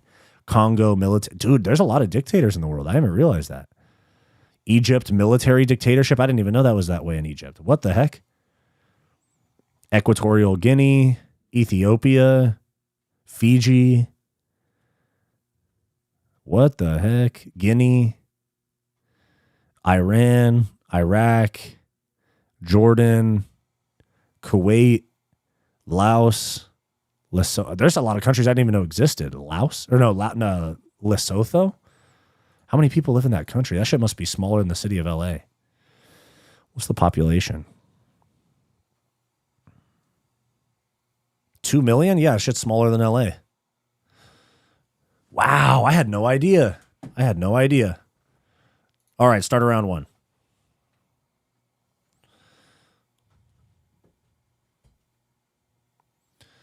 Team KHK is a major gym in Bahrain. My stream is 2 minutes ahead of yours. Yeah, my stream's a little bit laggy. Let me try to get the ESPN stream to work again.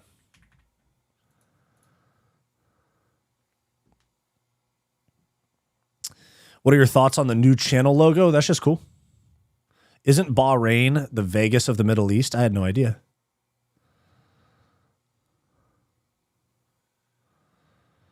God, both these guys are out of shape.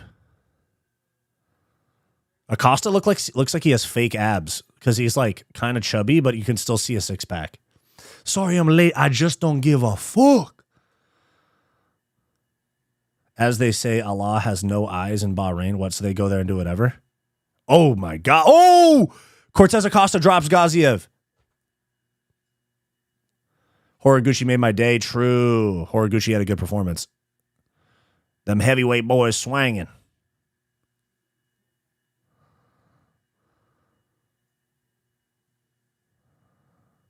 Oh my God, Gaziev just got nuked. Oh my God, he's dead.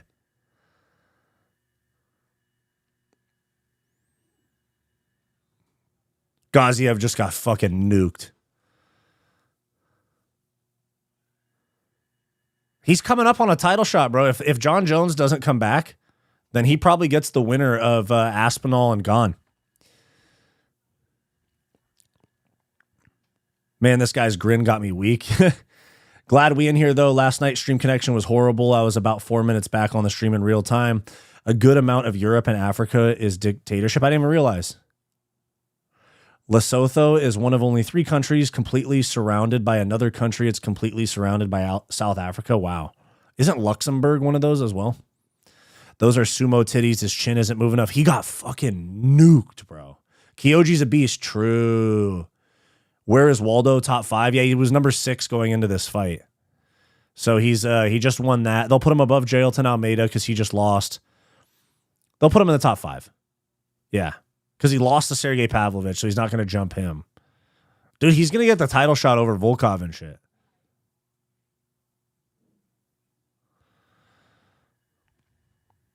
Yeah, he got nuked, bro. Yeah, Gaziev got fucking nuked.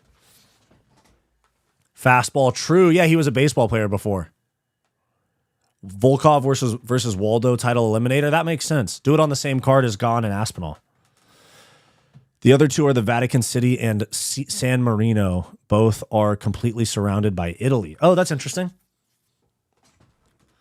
But did you know that? I felt like I'm Gucci Mane in 2006. I'm just kidding. I don't.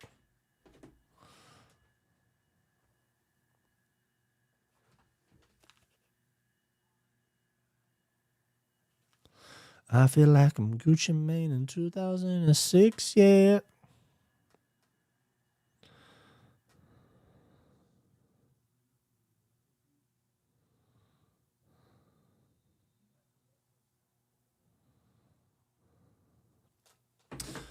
Waldo was a baseball player in high school. No, he was in the he played in the Cincinnati Reds organization, if I'm not mistaken. Let me see. Am I wrong? He said he was in the Reds organization on his Instagram. Let me look.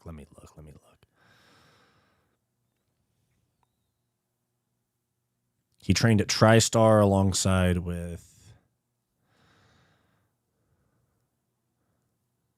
Yeah, he played. Yeah, he did. He was a pro baseball player in the minor leagues and then started practicing boxing and MMA at age 24. How old is he now? 34. Dang, he's only been training 10 years and he's top 5 in the UFC for sure. Not only 10 years is a little bit of a time, especially at heavyweight.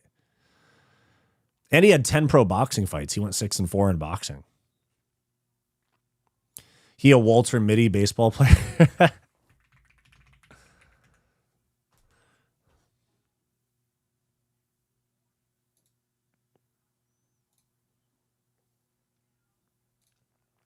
What's the hardest position to escape in MMA?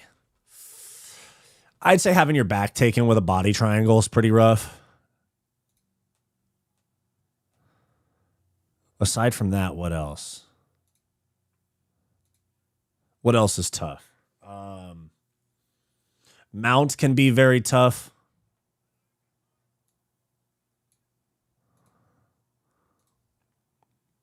Yeah, I think it's a fully locked body triangle from back control.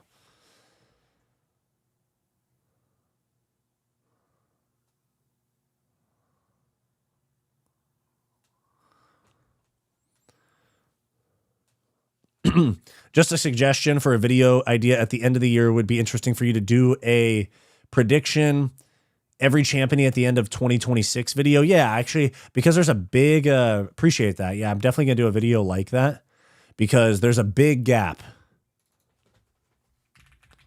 There you go. I'm making a note of it right now.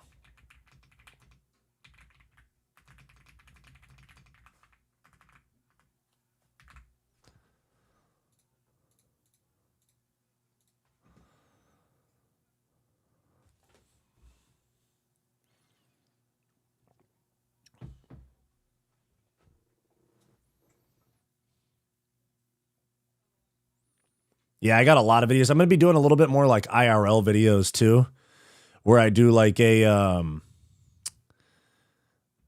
dude, he fucking nuked him. Yeah, but I'm doing like I'm going to do some, like IRL type videos too. Like, let me see. Let me go to my notes real quick. You know, stuff like, sparring on no sleep or training like Carlos Prates, like drink and smoke and then go spar, stuff like that. Flying bucket choke. Yeah. I have to, there is no UFC for a month. So I got to get creative at the end of the year. Nazar595. Hello, my dear. Hello there. Hello there. What's up? Wasn't trying to intrude. I just thought it was an interesting idea. No, you're good, dude. I appreciated that a lot. It's not intrusive at all. I like suggestions, from you guys about what you guys want to see, because it's about you guys at the end of the day. I mean, I make the videos, but it is about what you guys want to see. It's not intrusive literally at all. I appreciate it. Thank you, man. Yeah, I have a bunch of videos saved from like throughout the year, like video ideas that I have to make during this break, but I'll like, not all of them are the best ideas. So I really like the one you gave me because that is a good idea. Some of the ones that I've saved are not so good because I got to be creative.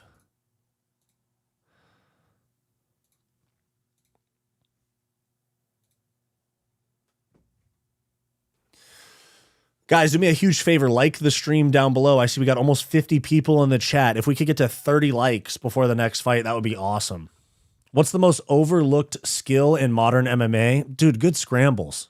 Wrestle-ups. Yeah, that's a good point. Yes. Literally good scrambles.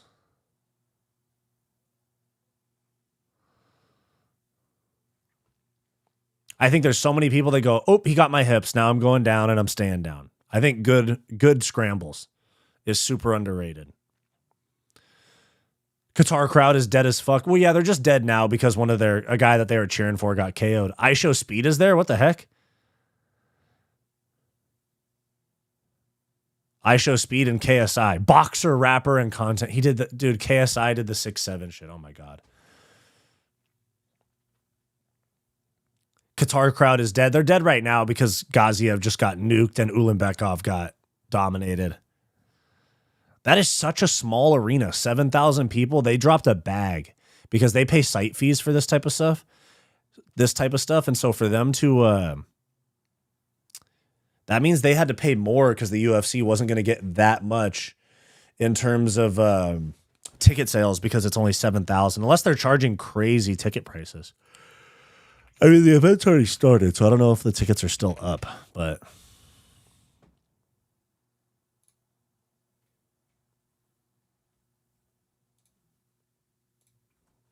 Yeah. Oh, here we go. Let me see. UFC Fight Night tickets. Aspinall's looking bad. You're just a Jones glazer, Diego. Aspinall's looking fine. He got fouled. I feel like I'm Gucci Mane in 2006.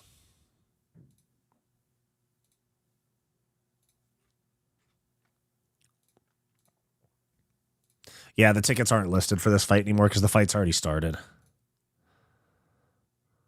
Oh, here we go. I found some.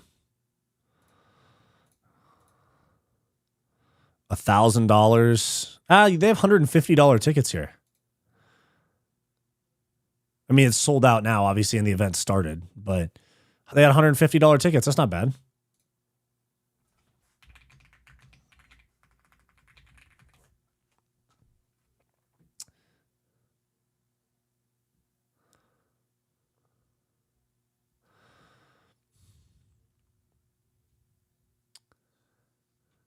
I think Dana White has also mentioned Jordan as a possible place where they could have a card. Anywhere where there is Middle Eastern oil money to pay them a huge site fee, then yeah, they're going to go there. And Dana White's even said he wants to do he wants to do a fight in every country eventually. Like he wants to do a UFC event in every country.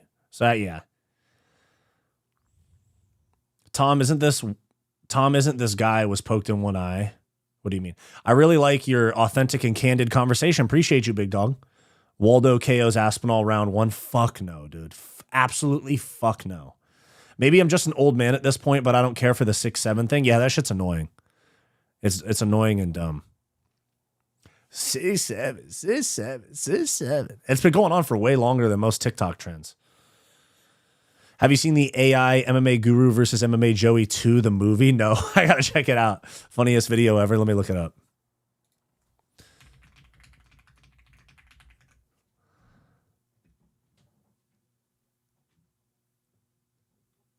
Somebody said the heaviest YouTube beef of all time.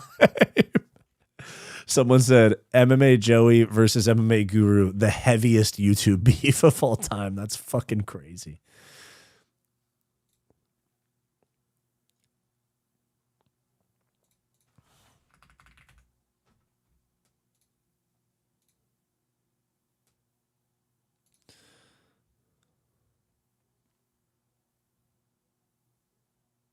Tom got poked in 2. Stop comparing. Yeah, I know, dude. I know. People are just going to say what they're going to say. Tom got poked in 2. Stop comparing. True. You picked Gaziev? No, actually, yeah, I did pick Gaziev. Yeah. I'm looking forward to Fight Night North Korea. Yeah. Responding to that comment, everyone acts like Waldo and Tom got the same injuries. True. I don't like Joey and I don't like Guru. Oh, okay. For sure. What's the worst corner advice you ever heard? Honestly, it was Jack Della Maddalena's coaches. It's not the worst I've ever heard, but like, for example, Jack Della Maddalena last weekend, his coaches weren't giving him any technical advice. They were just trying to fire him up. They were like, come on. It's like, bro, you got to give him some sort of advice. You can't just try to hype him up. We're past hyping someone up. You can't will your way out of getting wrestle fucked, you know? I mean, to a certain degree you can, but it wasn't a will thing with Islam. It was just he's better. Because he was trying to finish Jack the whole fight.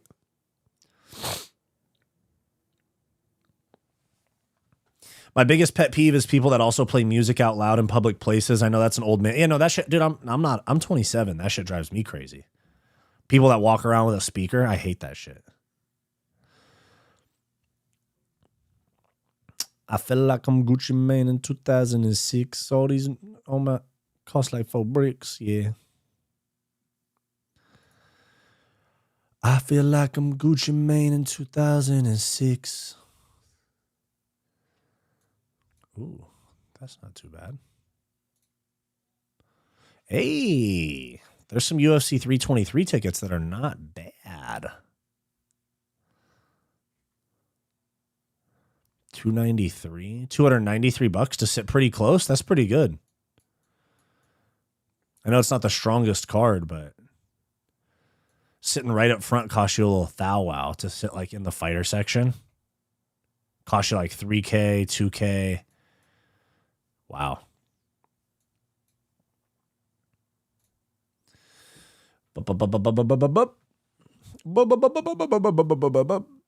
You look 35 years old with that mustache for sure. Whatever, man.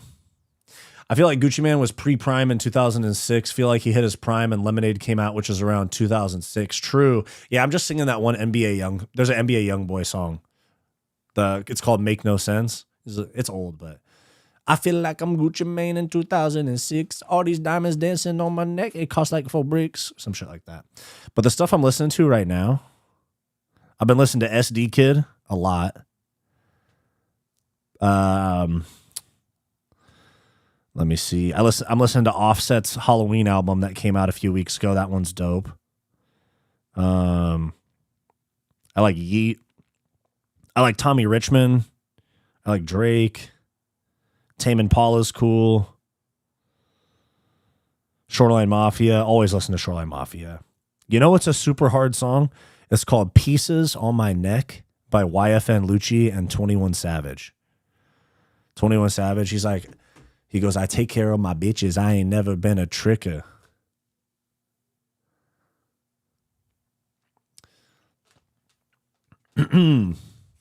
Yeah, I know this song. I'm just confused. Arman Headbutt was insane. They had to have bitched him out. True. Are you a Schoolboy Q fan? Yeah, I was back in the day when he was really popular. I don't listen to him much anymore. You can't have it both ways. Either stand your ground against degeneracy or stop complaining about degeneracy. Motherfucker said I like Drake. It's music, bro. It's music, bro. Let it go. I think some of you guys take shit way too seriously. Like, you can enjoy music. Like, I'm not sitting here saying, like, I'm a huge Drake fan. I love everything he does. I love his gambling streams, and I love that, you know, like, because if you're talking degeneracy, yes, I agree with you. Yeah, he does do some degenerate shit. He fucks, like, thousands of women, and he gambles and shit like that. But, I mean, like, the same people like this are the people that defend Kendrick Lamar, and Kendrick Lamar literally has fucking beaten his wife and cheats on her. Sometimes you need to separate the art from the artist. Exactly, bro. No, bro. Music is how you shape minds. Look at what gangster rap did to the... Yeah, but what does Drake say in his... Drake makes, like, Loverboy music, bro. Drake makes, like, songs with Bad Bunny, like, dance hall type, like, reggaeton type songs. Like, do you only listen to, like, super hard Drake stuff? Like, bro, like literally what I was listening to Drake... I was listening to Drake yesterday. I was listening to stories about my brother, and it's him talking about how much he appreciates his bros. The one that's like, let me tell you about my brother, though. Let me tell you about my brother, though. Like, of course, he does have songs, but, like, he does have songs that talk about, like, gang-related type shit. But what about, like, Gently with Bad Bunny? We live like Sopranos, Italiano. Like, let it go, bro. Fuck. Do you prefer judo or BJJ as a sport? I prefer BJJ. I've never trained in judo. Like, of course, there's judo techniques that get used in, like, BJJ and MMA training and stuff, but I've never actually trained. Like, I've never gone to, like, a judo class or a judo gym. So as far as, like, what I like more, for sure, BJJ.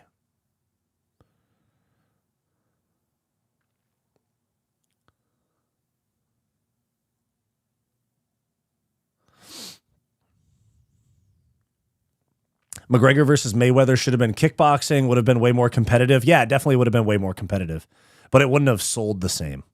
And Conor would have smoked him. Did you say in your last stream that you only take life advice from Drake lyrics? Yeah, I did say that. I said, yes, Drake lyrics form my entire worldview. Yes, I did say that. No, I'm just joking.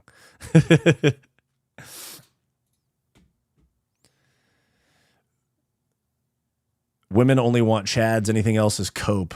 You have to act like a chad. Here's the thing. You have to act like a chad and like that, but you do have to be like emotionally available to the woman, you know?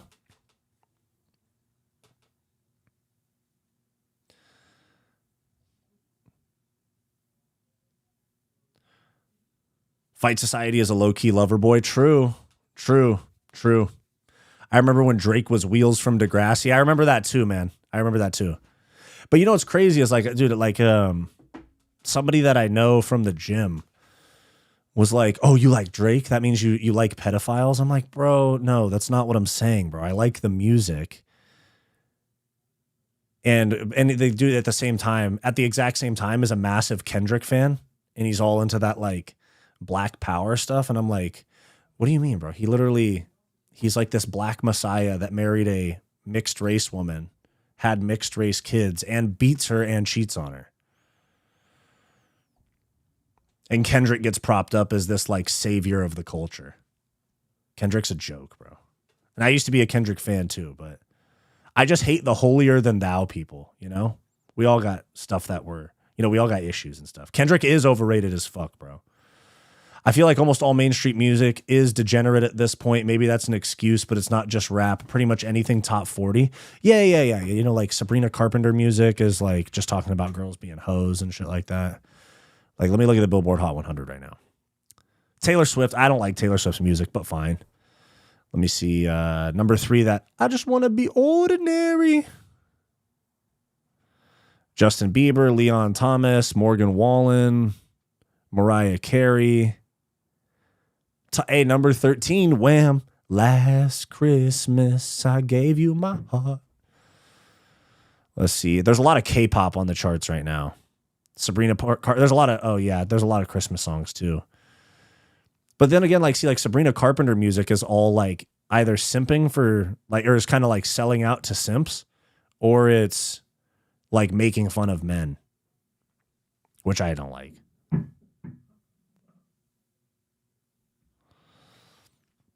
A lot of Taylor Swift in the top 40. Oh, I like Tame Impala too. Run from the sun just like Dracula. Big X the Plug is cool too. I like Big X the Plug. I know NBA Youngboy is really big. I don't listen to him that much. It's just that one song that gets stuck in my head. And I only know the first 2 words. Let me see. G Herbo has a song on the top Hot 100 right now. That's crazy.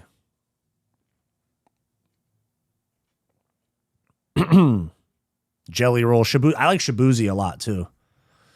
I need some good news. I like Yeet. That's kind of it. There isn't really like that much rap on the charts right now. Rap's taking a big fall. No Kendrick in the Hot 100. No Drake. No J. Cole. Like those are like the big 3, you know? As a non-black, I've always found Kendrick corny, skilled, no doubt, but just not my vibe. Yeah, I mean, like, I used to think Kendrick was sick, dude. I used to think Kendrick, like, back, like, Section 80. Like, bitch, don't kill my vibe. Bitch, don't kill my vibe. And, like, backseat freestyle and stuff. I used to be really into Kendrick back then. But over time, I feel like he's just gone too much into this, like, moral high ground stuff. He used to work out at my gym. And now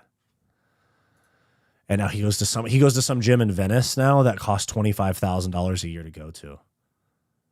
I don't go to that gym, obviously. I fucking could never afford that. But yeah, he goes to this gym, dude. If any of you guys watch, there's a fitness YouTuber that I watch a lot named Will Tennyson.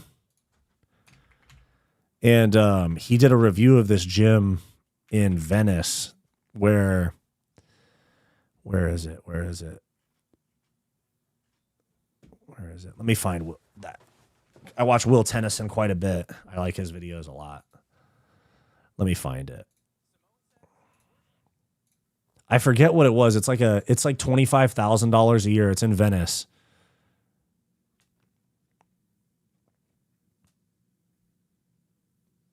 Yeah, and like Kendrick used to work out at the gym that I work out at, and then he left for this crazy ass gym. But I remember seeing him there, and I was like, dang, he's a little munchkin, bro. He's a little cutie patootie. He's like 5'3". Oh, here it is. What's the name of this gym?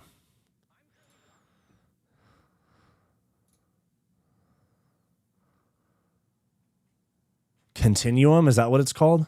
No, it's not called Continuum. They have a doorman at the gym. Oh, no, it's Continuum. This is not the one I was thinking of. That one's in New York. It's a different one. It's called like Life? Live Life? Something like that. Let me find it.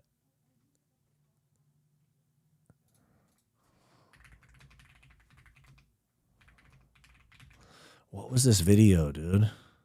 Oh, here it is. Here it is. Here it is. Is this it? Love Life. That's what it is. Love Life, Nourish, Heal, Thrive. It's in Venice. That's where Kendrick goes. And like Vince Vaughn and shit.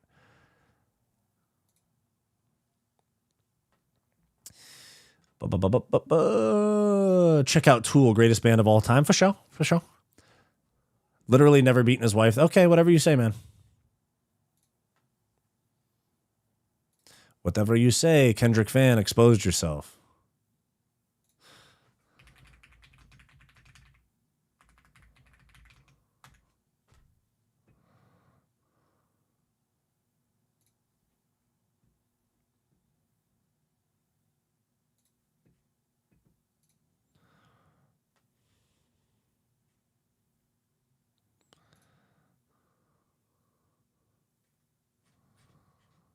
There's literally an article right here. September 3rd, 2014.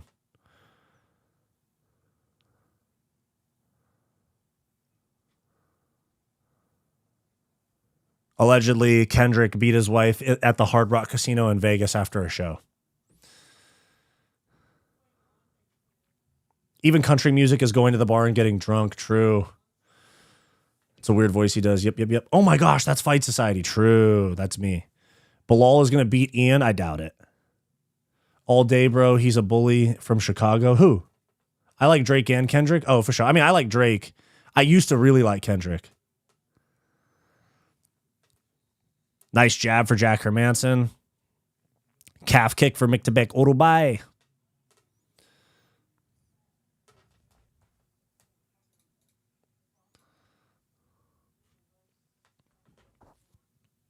Ooh, big overhand missed for orolbai. Orolbai. Article was debunked. Okay. If there's smoke, there's fire usually, but if it's been debunked, then I'm not going to hammer that point. I'm not like, I don't want to, if it's been debunked, I don't want to hammer that point if it's inaccurate. Belal, he's better in the, who are you talking about? Oh, you're talking about Belal. You're talking about Belal. Yeah. Nice left hand for orolbai, or for Hermansson. Hermansson's doing a good job keeping his distance here, because I think he's going to be chinny. Ooh, looks like orolbai is. Hold on.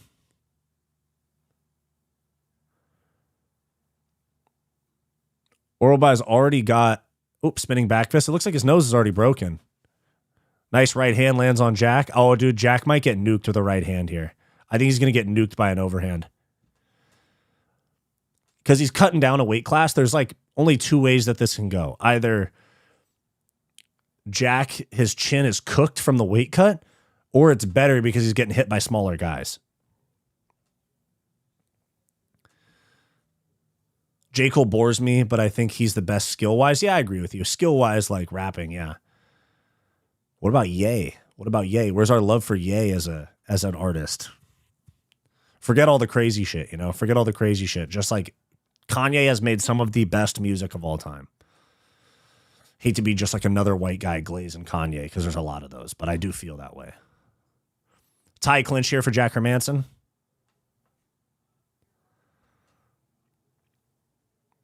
Oh, right hand for orolbai. Barely misses the chin of Hermansson. Yeah, it buzzed him a little bit. I thought it missed. He ate it well, though. He ate it well. He's a lot bigger than orolbai, too. Oh, good power combo from orolbai. Oh, and Jack just got nuked. Oh my God, he's dead. Oh, he is off the pickle Ricks right now, bro. He got nuked. Wow. And yes, whoever said that the Qatar crowd is dead, you were 100% right. We just saw somebody get nuked into another dimension. He's off the freaking pickle Ricks. Doesn't even know that the fight's over right now. His coaches and the doctors are trying to hold him up. And the Qatar crowd is just like, that was a really bad KO, dude. Retire. Threw the guard on the ear, dude. That's what got him. Oh, his eyes were rolling back and stuff. Yeah, Jack Hermansson, that was a grazing shot on the ear. Kanye's a league of his own, not just a rapper anymore. True, that's true, that's true. Let me see. Great, it didn't even land flush. Oh, Jack, you got to retire, bro. You got to retire, man. I picked myktybek orolbai in this fight, too. Oh, my God, he got fucking nuked, bro. That was really bad. That was really, really bad. So where am I at on picks now? Oh, I thought that was the feature fight. We still have Volkan versus Alonzo menifield. So let me see. 1-0, 2-0, 3-0, 4-0, 5-0, 6-0, 6-1, 7-1, 7-2, 8-2, 9-2 on picks so far. Ah, I do this. Yeah, that was really bad. That was really bad, dude.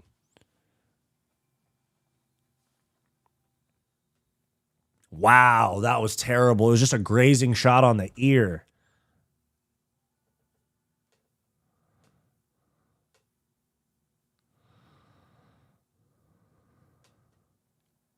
I feel like I'm Gucci Mane in 2006. I feel like Asher Roth. Dude, what was the song? Was it with Asher Roth? Wasn't he the I love college and I love drinking? Was it that guy? He's 40 now? Oh my God, bro. Yeah, I love college. That's the only song I know by him.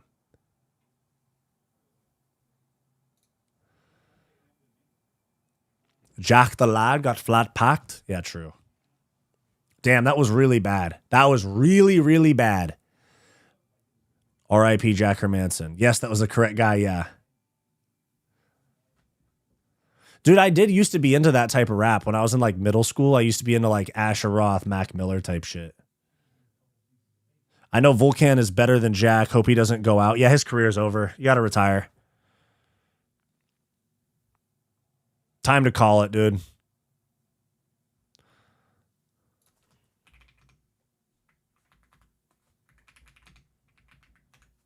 That was unranked welterweight. That moving up from lightweight just KO'd him. That's bad. Really, really bad. He's 24-10 in his career. Jack should drop to 155 is crazy.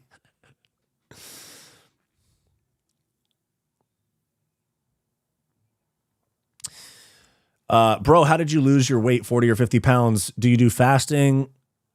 I just changed what I ate, bro. So I would say count your calories. Hold on, let me turn this down because he's yelling into the mic. But count your calories. Use MyFitnessPal, Macro Factor. I use Macro Factor, but count your calories. Work out. If you're trying to burn fat, you got to lift and do cardio.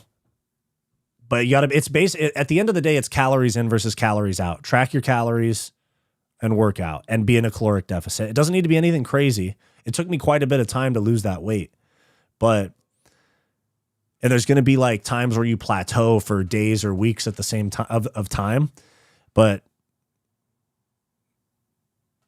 calories in versus calories out. That's like kind of the easiest way to say it. So I cut back on what I was eating and I changed what I was eating. I was eating a lot of fast food. Also stop drinking alcohol if you're trying to lose weight. Because I was a college baseball player and then I was an amateur fighter.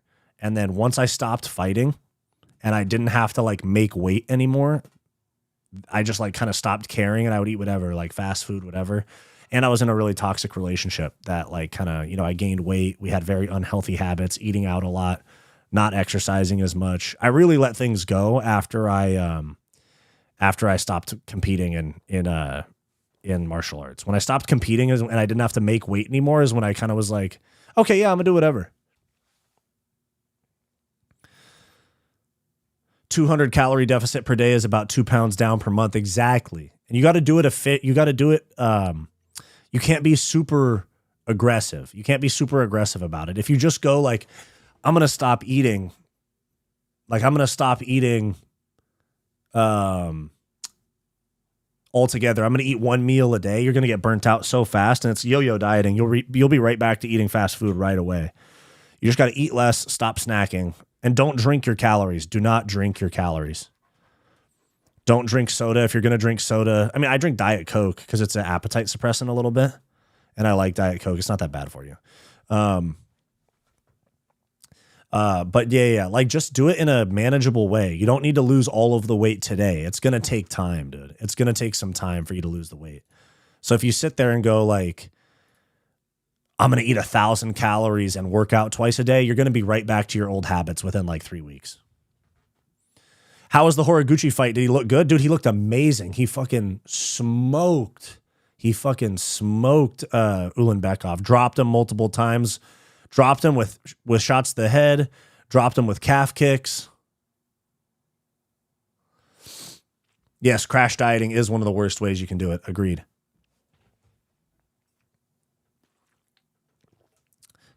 Don't drink your calories. Stop drinking a Coke that's 300 calories. Don't do milkshakes, stuff like that. The only time that I drink calories,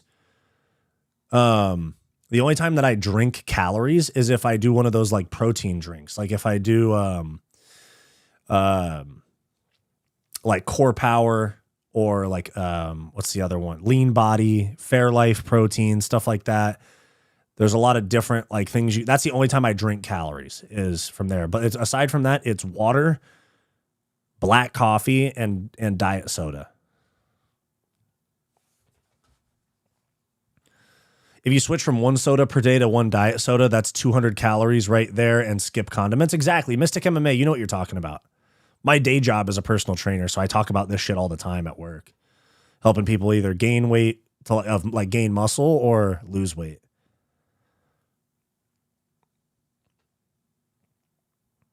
And also, here's one thing that I have for as advice as well is don't be super married mentally to your scale weight. All right. Like this can be a slippery slope for some people, but I'd say how you feel day to day. Like, how does your body feel? How does your gut health feel? Are you gassy and having like really like painful shits? Like where you're like you should, like if it's that type of stuff where your gut health isn't there, like how you feel day to day for one, and how you feel about the way you look in the mirror. For example, like I was like 270 and I got down to about 230, but then I did a little bit more of a strength building phase in the gym the last several months, and I'm a little bit heavier. I'm like 240-ish right now. So I went from like 270 to like 225, 230, and then I went like 10 pounds up because I was doing a lot of lifting.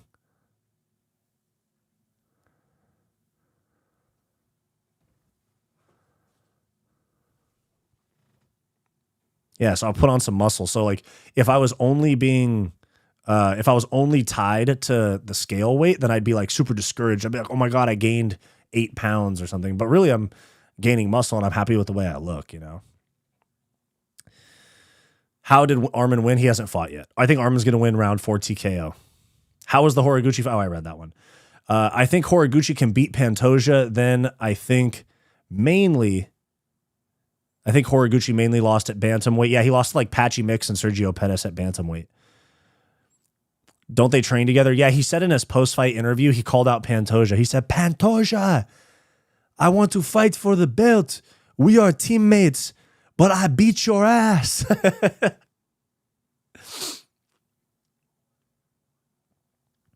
Arman wins. I think he's going to win. They haven't fought yet, though. They have not fought yet. My good sir.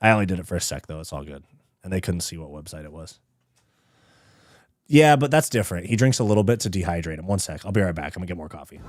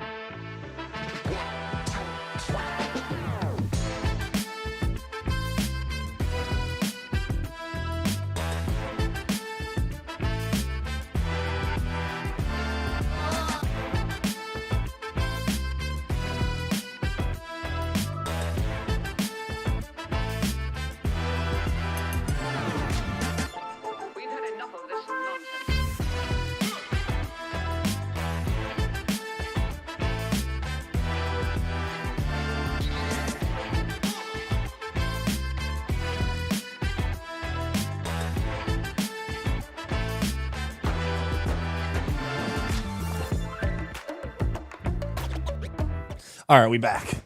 Damn, dude, took a piss and made a coffee, and they haven't even started the fight yet. Let's go.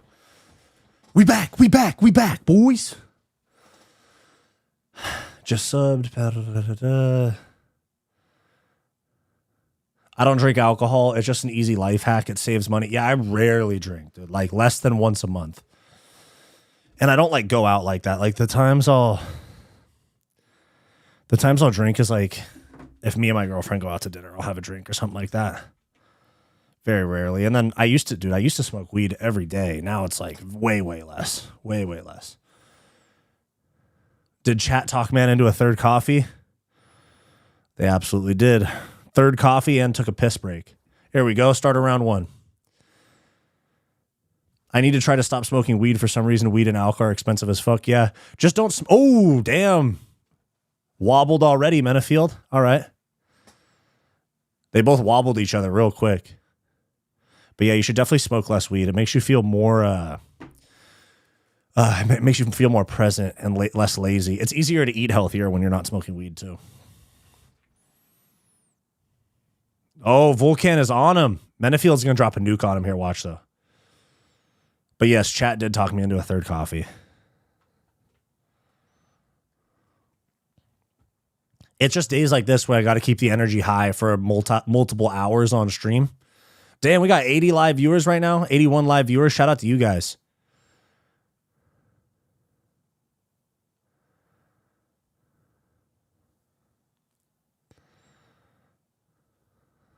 Menifield backed up to the fence. Nice knee up the middle from Oezdemir, misses. Leg kick. Oh.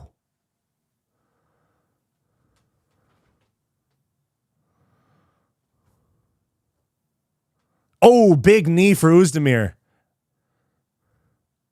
Oh, Oezdemir's going to finish him here. Menifield's getting fucked on, dude. And he got KO'd. Nice.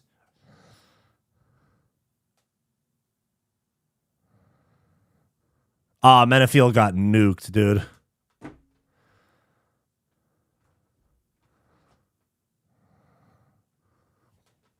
Wow.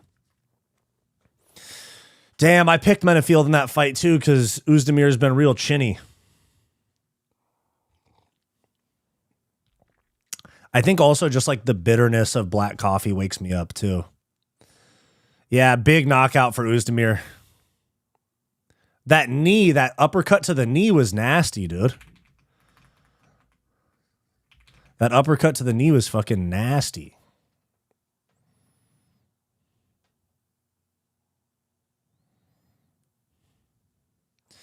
Okay, so where am I at on this card? I keep forgetting where I was at. I think I was at 8-2. Let me see. 1-0, 2-0, 3-0, 4-0, 5-0, 6-0, 6-1, 7-1, 7-2, 7-3, 8-3. I'm 8-4 right now. I'm 8-4 on picks. If I can finish 10-4, which I think I will, that'd be very good picks for the day. Why is Danis not on this card? We should have Dustin and Masvidal's crew attack him next. Why did you just... I mean, I don't like Dylan Danis, but why do you want to see him get his ass beat so bad, Jake Miller? Guys, we got 80 people in chat right now. Could we get to 50 likes? Please and thank you. Could we get to 50 likes? That would be awesome. 90 people in chat. Can we get to 50 likes, gang? Can we please? Can we please? Can we please? Can we please get to 50 likes, huh? Can we get to the 50 likes, Let me tell you something. Can we get to 50 likes on the stream?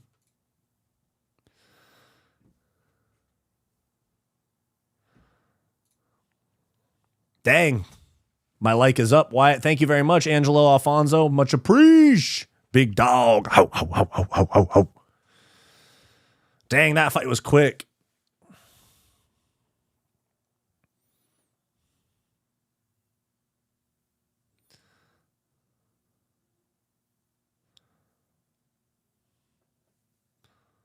(21-8). Okay, okay. What is he, Swiss? What is that flag? Is that Switzerland? Is he Swiss? Yeah, he's Swiss. Volkan, no time, Oezdemir. 9-7 in the UFC. Whoa. Came into the UFC, won 3 fights against OSP, Misha Serkinov, and Jimmy Manua, and then got a title shot against DC. That's crazy. Pretty crazy. Thank you, my brother. Of course, man. Of course, of course. Pretty crazy Volkan fought DC. That's what I was just thinking, too. Just woke up in New Zealand. We got one more fight until Dan Hooker. So we got Belal versus Ian Garry coming up next, and then we got Dan Hooker, Tsarukyan after that. I'd say that Dan Hooker will fight like 30, 40 minutes. Just depends how much promo material they play in between. Dang, dude. Split decision win over OSP, and then a first-round KO against Misha Serkinov and first-round KO against Jimmy Manua. Got him a title shot against DC. That's pretty crazy. And DC whooped on him. And then he lost to Lionheart Smith, lost a split decision to Reyes, beat Ilir Latifi and Alexander Rakic. Then he lost to Yuri Prohaska, lost to Ankalaev, beat Paul Craig, lost to Krylov, beat Bogdan Guskov and Johnny Walker, lost to Olberg, and then just beat Menifield. 9-7 in the UFC. That's an interesting record to be a top 10 guy, top 8 guy. Just shows you how thin not 125, 205. Shows you how thin that division is. He was no time for real before the DC fight. True. I feel like I'm Gucci Mane in 2006. All these diamonds dancing on my neck, they cost me life for bricks, yeah. He had some iffy fights on the regional scene. 6-0 fighting a guy in his debut. 5-0 fighting a guy in his debut. 8-0 fighting a guy that was 11-9. 9-0 fighting a guy that was 8-7. 10-1 fighting a guy that was 2-3, bro. Holy shit. Yeah, some of these guys have really suspect regional. Some people have really suspect regional wins. Part of it depends on who your manager is, because managers have a lot of pull in getting guys into the UFC. For example, Iridium Sports, Jason House is they get all the short notice debuts.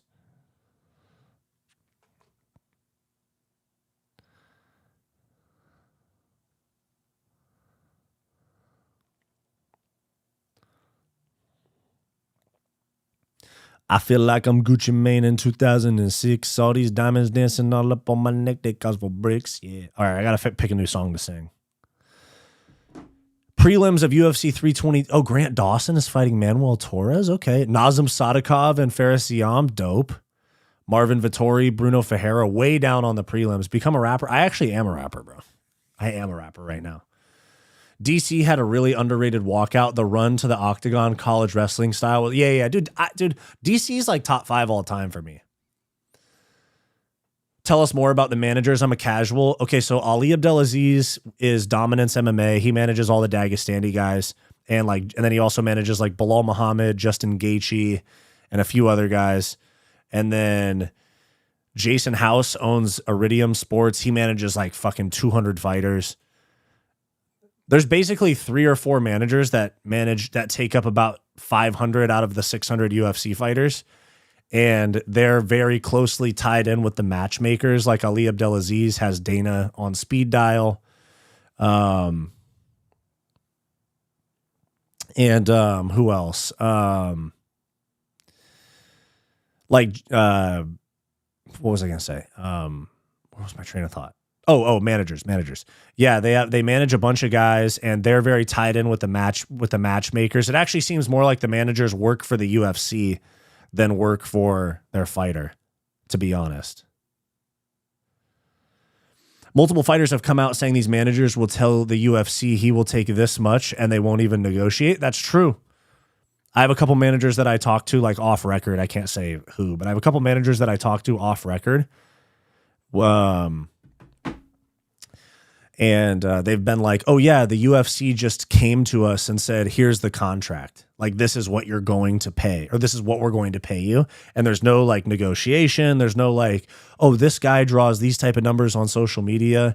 They just go, this is the contract, take it or leave it. Which the UFC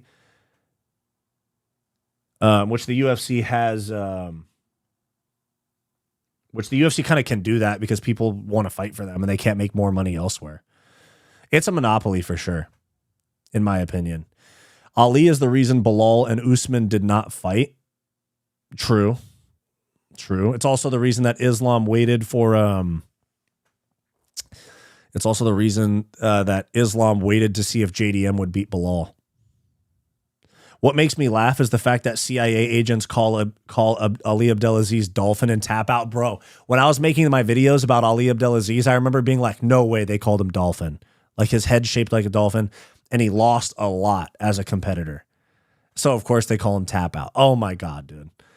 Ali Abdelaziz is just a walking L. Have you guys remember the clip where after Conor was like, mad terrorist rat, how's Noah, huh? And then freaking Ali went on Ariel's show.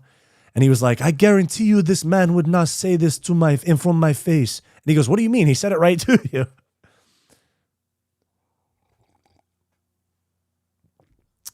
Now that I'm drinking this coffee, I'm not really feeling it. I'm probably not going to finish it. Ugh.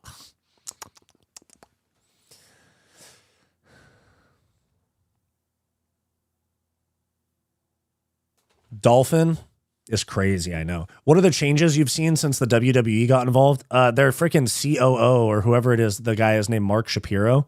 He wants them to charge site fees everywhere. And he wants them to do more Apex events. But there really hasn't been many changes aside from the Paramount deal.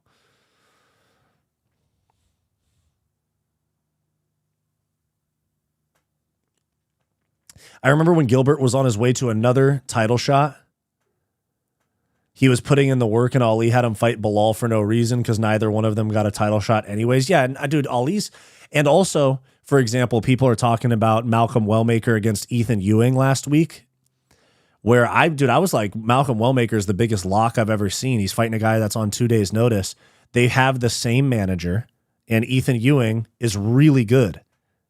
And he beat Malcolm Wellmaker, and the manager, Jason House, this is all alleged, but the manager, Jason House, basically didn't tell Malcolm Wellmaker that it was a hard fight, is what people are saying. People are saying that Jason House was like, yeah, it's an easy win, you should take it. And then it ended up being a hard fight that he lost 30-27.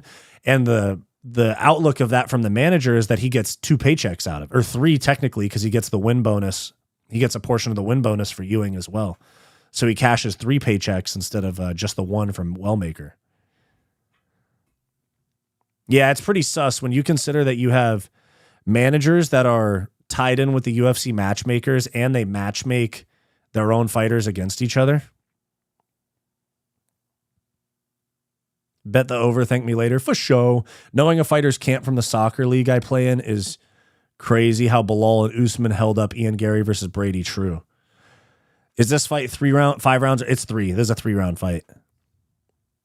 Ali Abdelaziz also married a 14-year-old. The guy's a straight nonce. Yeah, he alleged. I mean, somebody sent me some. I included that in my video that it was an arranged marriage with an underage girl to further his position in the Muslims of America organization. Yeah, he was like a higher up in this Muslims of America organization. And this is all documented CIA stuff. This is not like crazy, secret knowledge or anything, but yeah, he was basically a double agent. He was giving info to the FBI and getting paid $250,000 a year as an informant from the FBI to be a part of this Muslims of America group to inform on them. And at the same time, he was also like giving that group information on what the FBI was looking for to help. Like, he was a double agent, basically.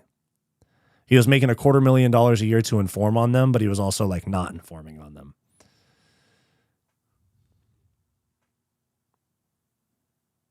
Sometimes that's the right play, though, the double agent thing.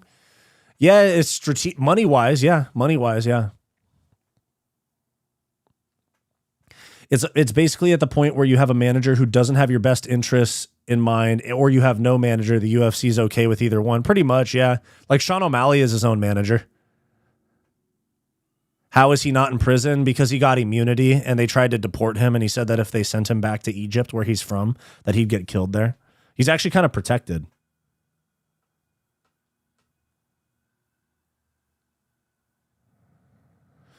Yeah, he's protected here, actually, because of his informant status.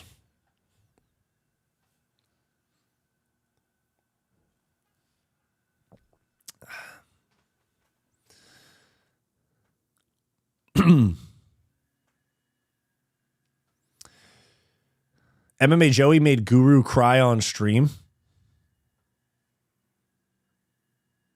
Oh, you're saying sometimes it's the right play to marry a 14-year-old? Yeah, no, I can't. I do not agree with that. He broke down in tears and basically had a meltdown. You're messing with me, right?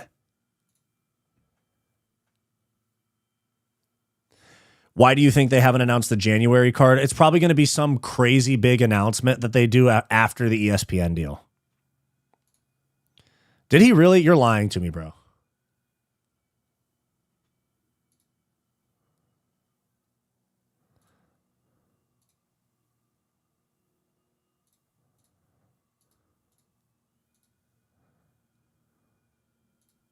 Dude, I'm scrolling through a stream. I don't see him crying for anything.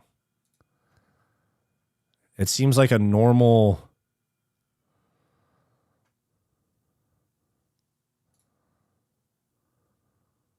If you guys can give me a timestamp, I'll look for it. But it doesn't look... I can't find it.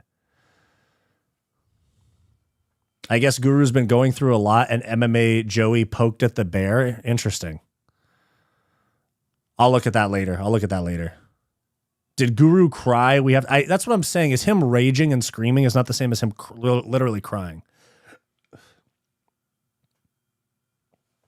I doubt that Paramount wants their first card announced on ESPN. And ESPN's not going to let them announce the card. It's going to be... So they have this card, and then we have a week off. Then we have UFC 323, and then we have an Apex fight night that's Manel Kape versus Brendan Royval. I think after that, they're going to do some big like rollout on social media for the Paramount deal. But it's not going to be announced on ESPN. No way. Because it would break contracts and shit. Ali Abdelaziz was involved in 9/11, informing on the hijackers, and he's dancing at Madison Square Garden last weekend. Pretty much. Yeah, it's a crazy world. We live in the craziest timeline, dude. We live in the timeline where Kanye became a Nazi.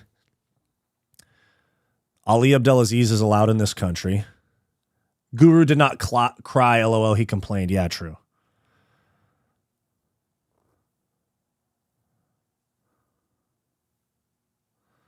ESPN's going to be so salty when they announce that card. 100%. They're going to lose their minds. They're going to be like, what? You guys have been giving us these shit Apex cards, and this is what you guys are doing on Paramount? Yeah, because it's going to be January like 16th or 17th is going to be a fight night, and then January 24th in T-Mobile Arena is going to be UFC 324. Also, Guru does go too far. I take breaks from his content all the time. Yeah, same here. I like Guru's content, but there is some times where I'm like, ugh, bro, come on. You don't need to be doing all this. Guru is the definition of doing too much sometimes. Like, it's entertaining and he's funny, and like I like his content, but there's times where I'm like, all right, bro, you're doing a little too much. You're doing a little too much.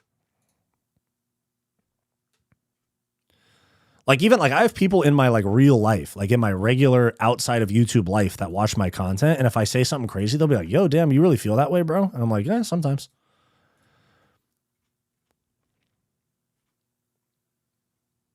And I also, in my opinion, I have people that I care about, like close to me, like family and friends that do like watch my content.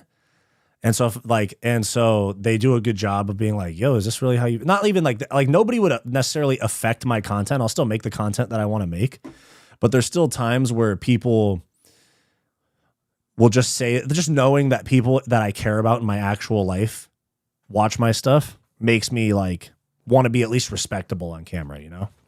Of course I'm edgy, and of course I go a little far with things sometimes, but nowhere near what Guru does, you know? 97 live viewers, guys. Shout out to you. Can we get a couple more likes? Can we get 50 likes on the stream?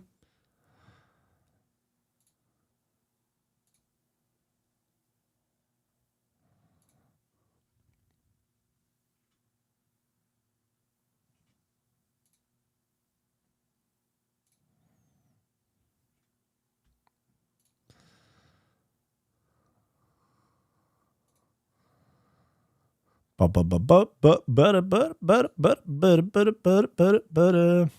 the way, shout out the channels that have been showing me love, dude. Shout out the channels that have shown me love.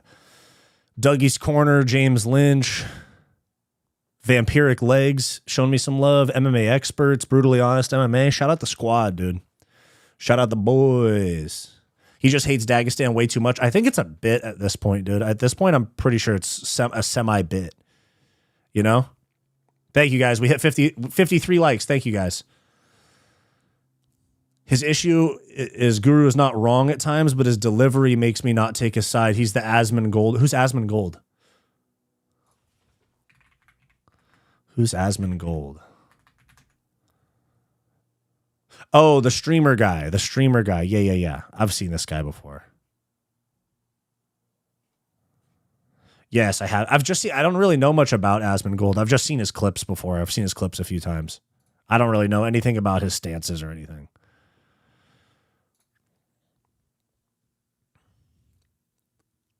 Dagestan hate is kind of valid when you realize how they operate, act innocent and dumb. Yeah, I mean, I'm critical of them too. And I get threats for even like mild shit, dude. I got some nasty comments on my IG today.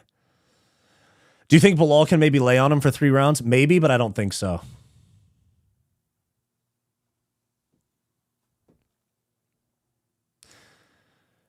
Angelo Alfonso, I've discovered your content because it resonates more with me.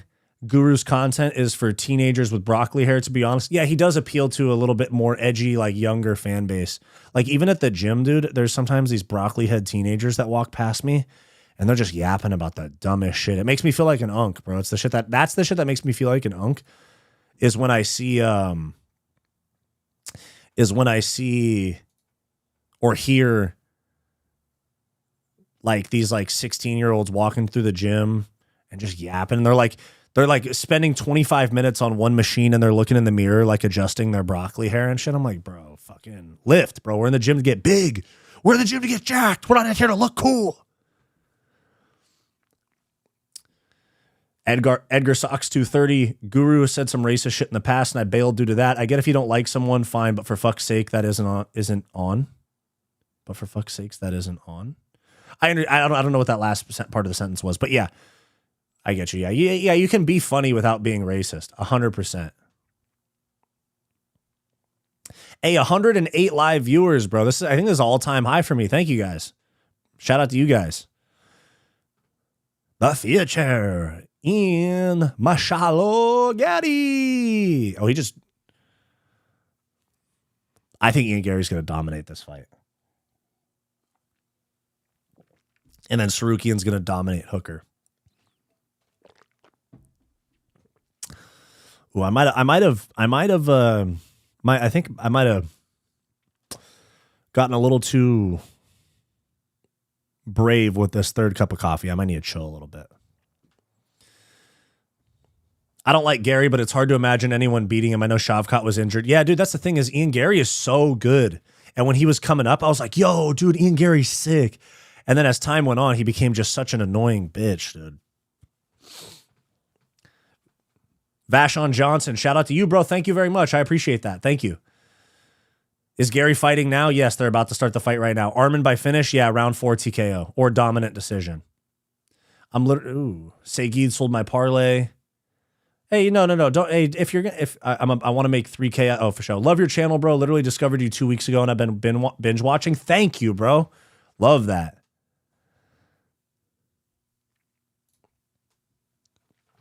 All right, round 1. Here we go. Pressure from Belal immediately. Calf kick for Garry. Switch head kick for Garry, lands on the arms. Ooh, a little bit of an eye poke there from Ian Garry. Yeah, Belal pointed at him too. Yeah, that was an eye poke from Ian Garry. Yeah, Ian Garry's got his hands up. Good right hand from Belal there. Yeah, Ian Garry raked across Belal's face right there. Yeah, he just did it again. Ooh, good one too from Ian Garry. He just did it again. Yeah, he did. Yeah, fuck. Yeah, Ian Garry poked him in the eye twice. Ian Garry poked him in the eye twice. Oh, hold on. Sorry, I got to reset my clock. Let's see. Was it an eye poke? Yes, absolutely it was an eye poke. A 13 to 16 year set of brothers walked by me at the mall when I was shopping and yelled he has a knife and ran off. Mall security looked at me and I said these kids have issues. True. Good stream. Thanks for the content. Thank you very much, man. Oh no, are we gonna have a no contest due to an eye poke? Garry, most annoying UFC fighters. Literally, every Irish lad I chat to cannot tell who he is. Yeah, that's what I've heard from some people. There's a couple of people that I know from Ireland, and they've said nobody knows or even gives a fuck about Ian Garry, but like Connor does so much as like sneeze, and he makes front page news in Ireland. But also Ireland people don't like Connor at all. Leon Garry, true. Gary's interviews seem like satire, I know. Yeah, I agree with you, Jake Miller. Yes, kids just are like edgelords for no reason. We're still at 120. It wasn't that bad of an eye poke. We got some time here. I think Belal's going to be okay. I thought the commissions were going to take eye pokes more serious too, but I guess not. That should be a point deducted right there.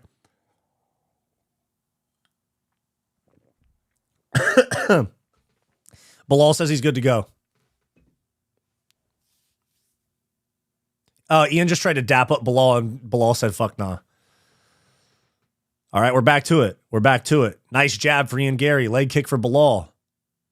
Left hook, kind of slapping left hook for Belal. Very nice. Front kick to the body. Love that. Ian Garry's looking really good.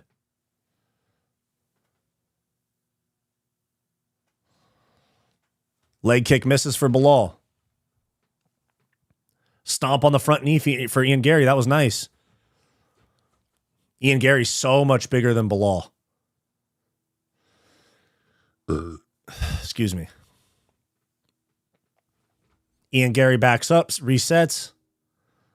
Oh, good right hand for Belal there. Okay. Ian Garry smiles at him. Yeah, they should have taken a point from Ian Garry there. I agree. War Devil 91, they definitely should have. They're supposed to take these more seriously. Ian Garry just threw a hook with his hand open, dude. Ian Garry just threw like a grazing left hook. Oblique kick from Ian Garry, backs up Belal. Nice right hand for Belal, left hand counter for Ian Garry. This is a really good fight.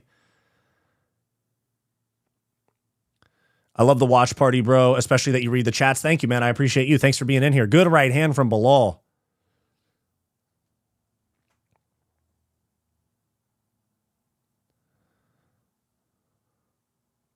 I think Ian Garry needs to push forward a little bit. I know he's a great striker and a good counter striker, but he spends way too much time on the back foot, and Belal's not the guy to be on the back foot.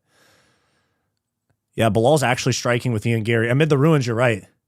One of the best watch parties on YouTube. Thank you. Thank you, big dog. I'm rooting for Belal. What world is this? I know. Oh, nice stomp on the front knee for Ian Garry. Yeah, Ian's massive for the weight class. And it's crazy. Ian Garry really doesn't cut that much weight. He cuts from 180 to 170. If I remember from UFC 298, I think that's when he fought Jeff Neal. He weighed in at 170, and he was like 178 on fight night, which is crazy considering that Michael Morales is like 200 pounds on fight night. Calf kick from Ian Garry drops Belal. Stomp to the front knee. That was a really good calf kick.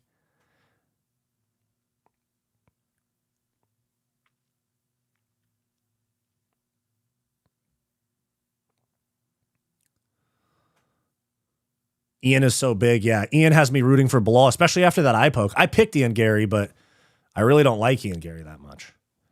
And he's Irish, dude. I'm of Irish descent, man. I should like this guy. Grappling attempt from Belal. Over under body lock right here. Ian Garry's got the whizzer.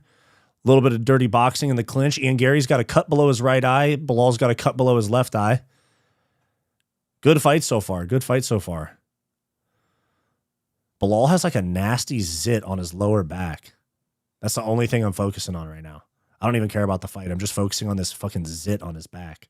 I'm just playing.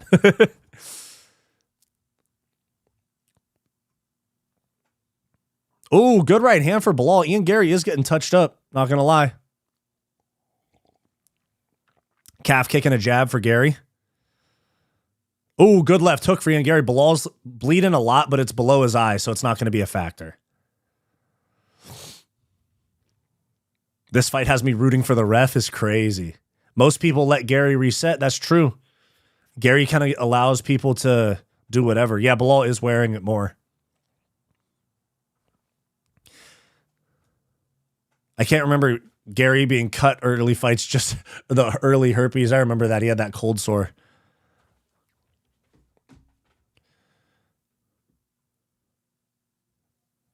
Takedown attempt from Belal. Really good defense right there from Ian Garry. Good balance. Belal gets to the body lock up against the fence. 25 seconds left in the round. Out of the clinch, strong, true. Vegan soy milk makes it hard to keep weight on. Yeah, true, dude. I actually think somebody did like some sort of like breakdown on UFC fighters that are vegan don't win as much. Ooh, good left hand there for Belal. Ian Garry was in the middle throwing a switch head kick. Ooh, another good right hand there. I'm not going to lie, dude. I think I give that round. I don't know. Do I give that round to Belal? I know that he's wearing more damage.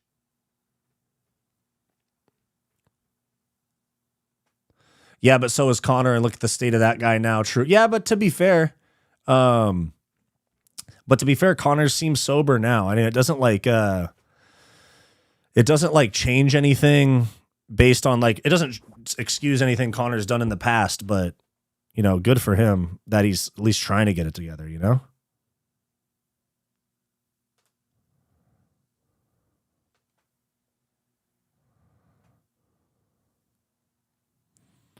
At least, like, that's what I'm saying is, like, Arman win. He has not fought yet. Arman's the next fight. We're in the co-main event right now. What happened to Menifield? Oh, dude, he got fucking nuked on. He got finished in the first round. Vegan and cocaine really hurt your chances. Connor better not go vegan. True. Yeah, I wish this was 5 rounds too. That just shows you how stacked this... Oh, Belal's pulling at his eyelid, bro. Belal's eye is still bothered. Belal's trying to save some grace with the fan base. Big Garry got the clap from his wife. Belal face literally screams knots. Yeah, Belal made that... What was Belal trying to cook with that Epstein comment this week? I think he was just trying to be edgy because it was in the Epstein shit was like in the news. But I was like, oh, there we go. Nice right hand for Ian Garry. Yeah, when Belal said that Epstein shit, I was like, what the fuck is bro trying to cook right now? Oh, shit, my clock. I was like, what is this dude Belal trying to cook right now? Who let bro cook? Oh, good right hand for Belal, dude. Spun Ian Garry's head around right there. Good body kick from Belal as well. Ian Garry, you need to pick up the activity here, dude. You're being too clean. Belal's taking damage, but he's landing. This card's really good so far, yeah. Ian Garry, you got to get on the front foot, dude. This is Belal's world right here. You're letting him march forward.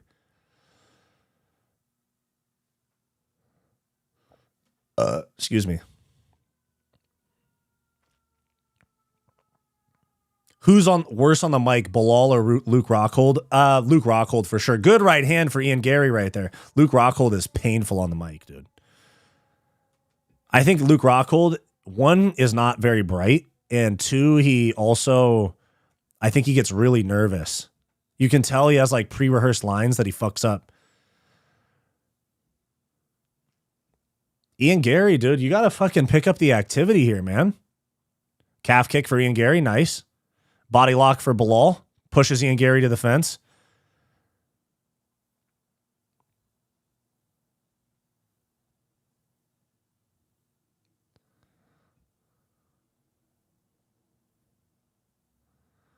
Knees to the thigh. Ian Garry goes with the wide stance. There we go. Good 1-2 for Belal. Good jab there for Ian Garry. Nice stiff jab. Yeah, Ian Garry just got another warning because he's throwing his left hook with his hand open. Ian Garry's gotten multiple warnings now about the eyes. Takedown attempt for Belal.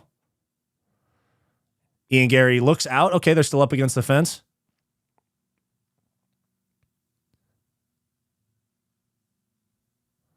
This ref is very vocal, dude. I like that he's doing this. Let too many guys get away with bullshit, man. Ian Garry's losing the fight for sure, but he doesn't look discouraged. That's one thing that I'll give Ian Garry props for. Very confident. At what time will they finish? This fight's probably going to be over in the next 5 or 10 minutes, and then probably 10 minutes, and then Arman versus Dan Hooker. The fights will probably be over around 1 p.m. my time, probably in the next hour. Belal torn between noncing or special late night wrestling with Khabib. Crazy. Didn't realize this was only 3 rounds. Stupid. Yeah, this should be a 5-round fight. Both of their styles are very suited for 5 rounds too. They did Shavkat versus Ian Garry at 5 rounds on short notice. Why is this with a full camp not 5 rounds? Eye poke hook strikes. True. Takedown's not working. True. Yeah, Ian Garry's takedown defense is really good. Now, Ian Garry's got Belal up against the fence. Trying to get Belal down. Goes around to the back. Belal keeps his base. Nice. Ian Garry lets him go. He looks stronger than Belal in that position. I don't know why he gave it up. Calf kick for Ian Garry. Take the point. Take the point. Take the point. You have to. Take the point.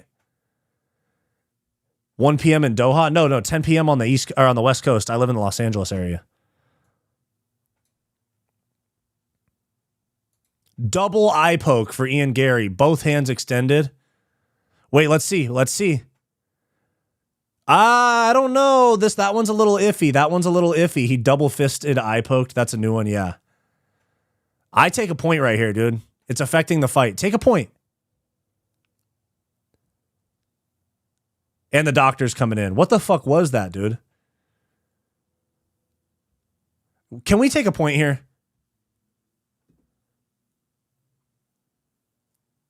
I'm waiting for my boyfriend to finish watching. He goes there. Oh, he's at the fights in Qatar. Hey, 200 live viewers. Shout out to you guys.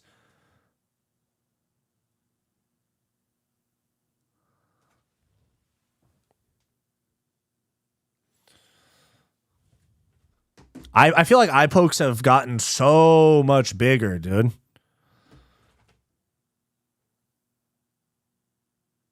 Ian, be careful with your fingers is all we got. Wow. Wow.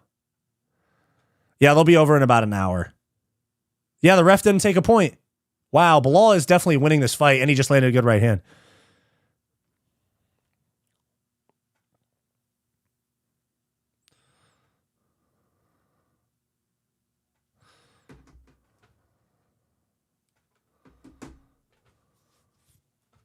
Is Ian Garry really up on the live? Is it really? What am I missing here? Is it because Belal's wearing more damage or what?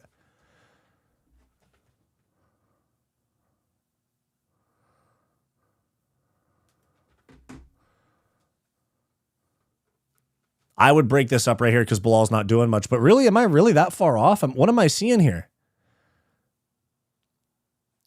I mean, we're about to get to the end of the first round. I don't know. I'd say maybe Belal round one. I'd say Belal round one, and then round two is a little bit of a toss-up. There we go. There's the end of the round. Man, I don't know. And Ian Garry should have lost a point there. Ian Garry should have gotten a point taken. 100%. Round one could determine it. Yeah, that's what I'm saying, man. I think I had Belal in round one, and I'm probably leaning Garry round two.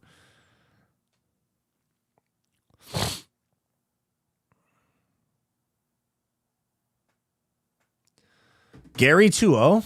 Yeah, but damage really affects the judges. You're right. Garry round two, I think so. He should have gotten a point taken. 1-1 maybe. I'm thinking 1-1 right now. The no point deduction is a little sus. We know they hate Belal. I know, but they should have taken the point, dude. Belal 2-0. Yeah, see, the scorecards are all over the place. Should have gotten a point taken the first eye poke. I agree. I thought we were supposed to be more strict about this.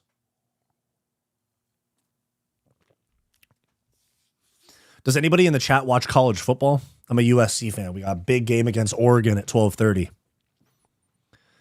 Early fights followed by SC football, and then I get to go work out later and hang with the boys. Ooh, aggressive start for Belal. These eye pokes don't get punished. At this point, make him fucking wear boxing gloves, dude. Yeah, the scorecards are all over the place. Even Paul Felder right now is just like, yeah, I don't really know. But neither of these guys have had an impressive enough of a showing to get a title shot, unless somebody gets a KO here. Oh, good left hand for Belal. Machado Garry's really up minus 345 on the live odds. I really don't like that. So eye pokes are semi-legal? Absolutely. Absolutely. I'm from an Ohio State family, but they win by 40 every game. Yeah, Ohio State's super goated. Ian Garry, see, a lot of these tweets are saying 2-0 Garry. 19-19. Yeah, I think the third round decides it. Oh! Big right hand for Ian Garry right there. I looked away for a half second. Are you watching? Oh, Ian Garry's starting to cook. Front kick to the head. Am I watching pirated? I'm watching out east is what I'll say. Because I use a VPN and ESPN Plus won't let me watch on the VPN. So I'll say I'm not watching on ESPN is what I'll say.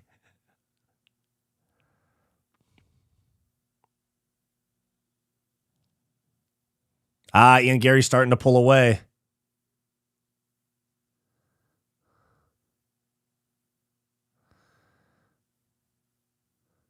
It's 3:28. Yeah, we're at 3:10 right now. Oh, my clock moves a little slower than the takedown attempt for Belal. Gets to the body.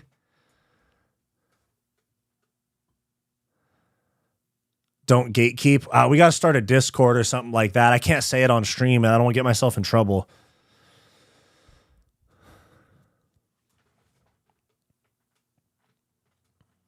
We got to start a Discord where we drop stuff like that, like links and stuff, you know? It's not going to let you put links in the chat, though. So if you're going to say the name of it, space it out. I'm not trying to gatekeep. I'm just trying to protect my channel from getting hurt, from getting nuked. That's all it is. East is still up. That's true. Double unders on a body lock up against the fence for Belal.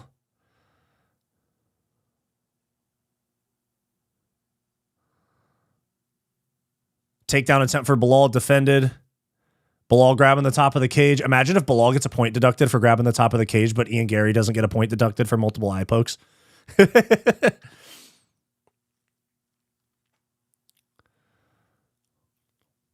Garry reverses the position. Now he's got Belal up against the fence. He goes for a trip, doesn't get it. Throws a knee, gets knocked over. Belal shoves him.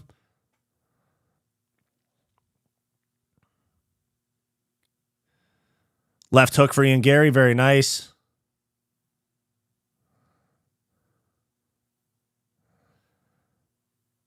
Nice uppercut for Ian Garry. Good right hand for Belal, though.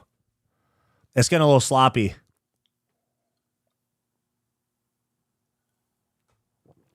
Bro, black coffee cold is disgusting. Ugh. Fuck. Head kick for Belal misses. Yeah, Garry is cooking right now. Garry is absolutely cooking right now. Now he's got Belal up against the fence. Is the fight with Arman and Dan over? No, it hasn't started yet.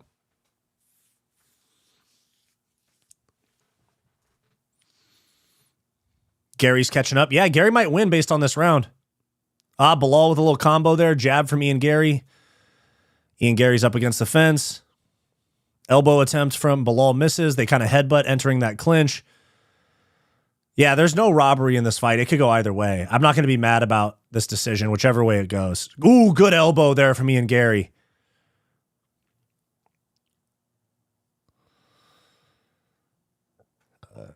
When does the fight start? It'll fight in like 20 minutes probably. And nah, we can't stream the fights on YouTube. I'll get copyrighted. This is just a watch party. This is just a fight companion. The way the fight companions works, you watch it on your own, mute it, and then I'm here commentating. 8 seconds left. Spinning wheel kick misses for Ian Garry. Front kick to the head for Ian Garry. Clinch, 2, 1, and good left hand from Belal to end the fight. You can watch it out east. Somebody just put it in the chat a few minutes ago. Shavkat's in the crowd wearing a fucking UFC Crypto.com shirt. I think they're going to give it Ian Garry 29-28. What's happening in early 2026? The UFC... What's happening early 2026 in the UFC? All I hear is White House. January is going to be in Vegas. From what I'm hearing, it's going to be an underwhelming main event. People are saying that Ilya is not going to be the first card now.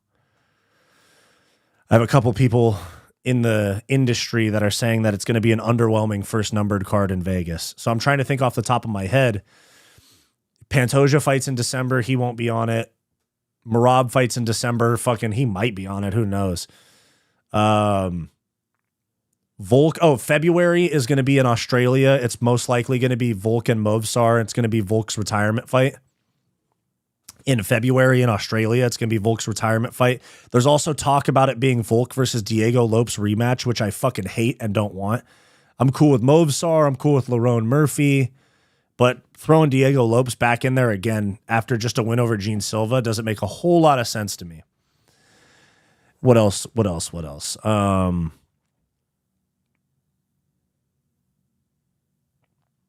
Here we go. Decision coming in. I could see a split decision here. I think Ian Garry 2-1. Split decision.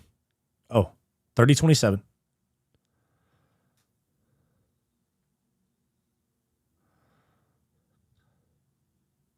Ian Garry, 30-27, 30-27, and 29-28. Wow, the judges had it way more in Ian Garry's favor than I thought they would. 30-27, 30-27, and he should have gotten a point deducted, though.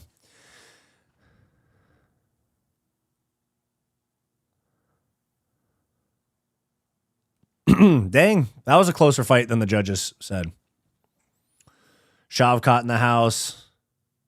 I always thought Belal had wonky eyes, maybe because his parent. Yeah, ooh, yeah. Gary UD, true. Split decision. That's what I thought. More damage from Ian Garry 2-1. Yeah, agreed. This has got to be the best division right now. Competition is high. Everyone is active.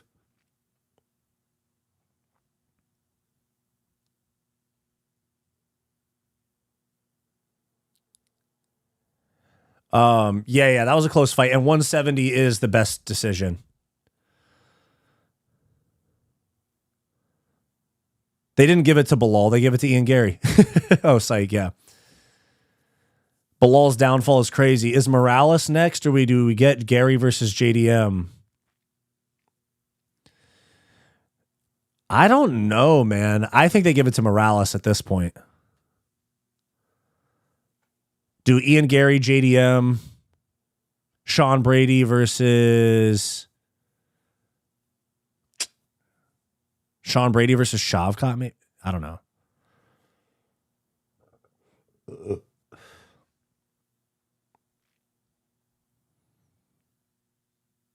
Okay, he called out Ian Garry called out Belal. Or I'm sorry, Islam.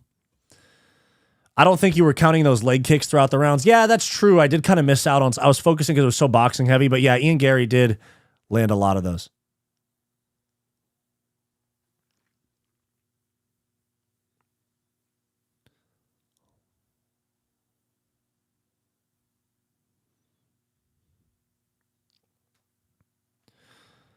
Okay, Ian Garry calls out. Ian Garry calls out Islam. He said, Belal couldn't take me down. Islam, you try.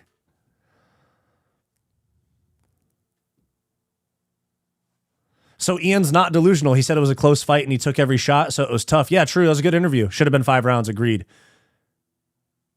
Bro missing the fight because he don't know the links. Shavkat versus Morales. Yep. That makes sense. Shavkat Morales, Ian Garry title shot.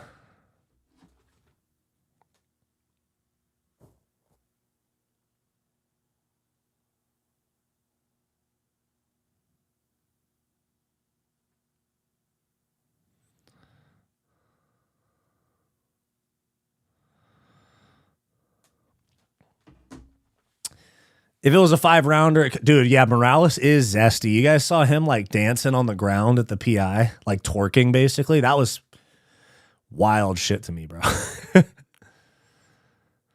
Damn, Ian Garry, his promos are what Colby wished he could pull. True.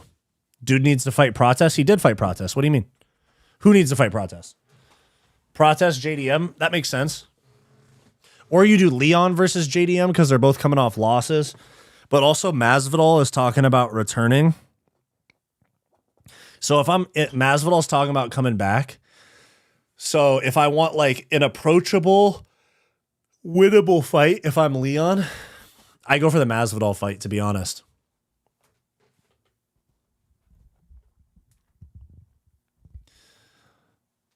I think once Merab beats Jan, he bulks to 145. They'll probably try to keep him around for an Umar rematch. And Merab kind of says he doesn't want to fight Volk and that he doesn't really care to move up to 45. So it sounds like they're just going to keep... That's why they got Peyton Talbot fighting Cejudo. They're trying to get guys up the rankings. They're trying to get new guys up the rankings for Merab.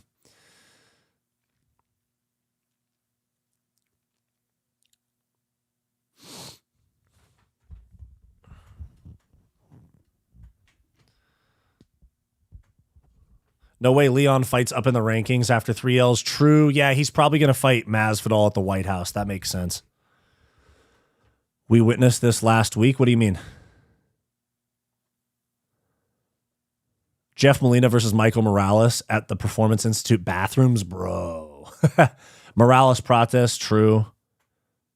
How did Ian Garry and Morales not fight because Morales KOs? That true. Protest JDM is a great fight. Predictions for Van versus Pantoja. Pantoja rear naked choke.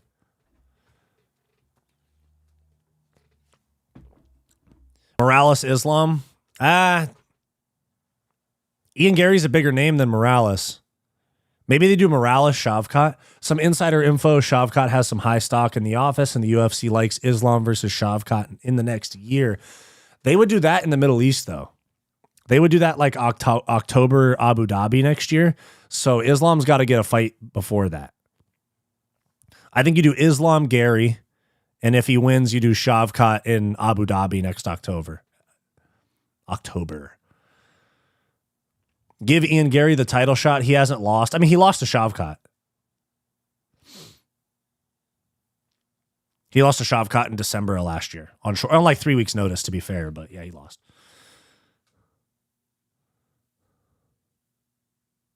Garry is overdue for the title shot, possibly. Yeah. How you doing today? I'm doing good, dude. The fight companion's fun. Got fights a little bit earlier. Yeah, I got this, and then I got to go to the gym and train somebody. I'm a personal trainer, so I got to go to the gym and train somebody a little bit later, and then work out myself, and then I'm hanging with the boys tonight. Garry with pipsqueak power. That's true. He does not have any KO power. Shavkat beat Garry with a broken leg as well. Yeah, Shavkat's probably going to get the next title shot. It just depends on when he can come back. When will it start? It's going to start in like 5 minutes. They're doing promo packages for it right now. They're doing the walkouts right now. It'll start in less than 5 minutes. Dude, Dan Hooker's coming out to I Hate Being Sober by Chief Keef. That's fucking based, dude. Dude, Dan Hooker walking out to I Hate Being Sober by Chief Keef is fucking based.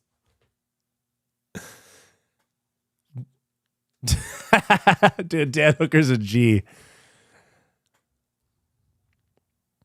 Being sober, I'm a smoker, fed up with drinking, said I want Molly water, said I hate being sober.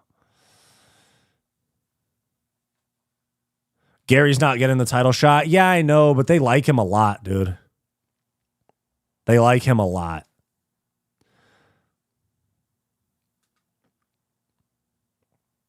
Yeah, loving the early times for fights. I hope on Paramount it starts like 7, 8 p.m. When they do the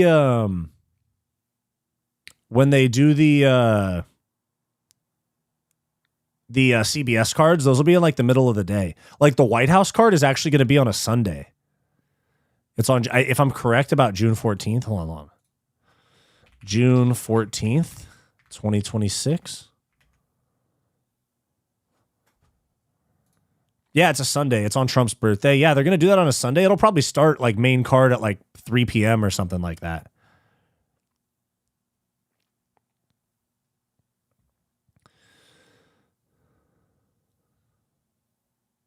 I would like to see Shavkat versus Morales or Protest. That would be awesome. That would be awesome. This fight was title fight worthy. No, but Gary's resume is. Hooker's always drunk on CTE. Who has Morales beat compared to Garry? Come on. Yeah, he did beat aging Gilbert Burns. I know that, like, but whatever the biggest fight is, they're going to make. Like, and we might be talking about all this just for them to fucking give Kamaru Usman a title shot against Islam, which would fucking suck, dude. He's 1-3 in his last 4. He's won one fight since 2021. The Buckley fight is the only fight that he's won since the last time he fought Colby.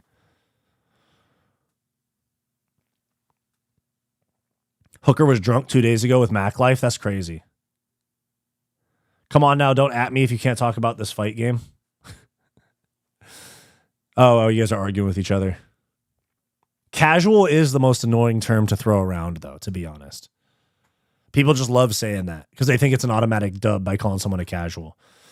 Hooker is good. Love his fights. Yeah, he's going to get dominated, though. He is bigger, too. He's a little bit more muscular. Every welterweight is going to fight once more because the UFC loves Islam, and Islam gets more viewers, by the way. True. Yeah, he does get a lot of viewers. Ian Garry won by unanimous decision. It was a close fight, though. Arman finished round 4, I think. I think it's a very dominant 3 rounds, and then somewhere in like the 4th round, he gets to mount and ground and pound TKOs him. What happens to Shavkat? I don't know. Michael Morales fight?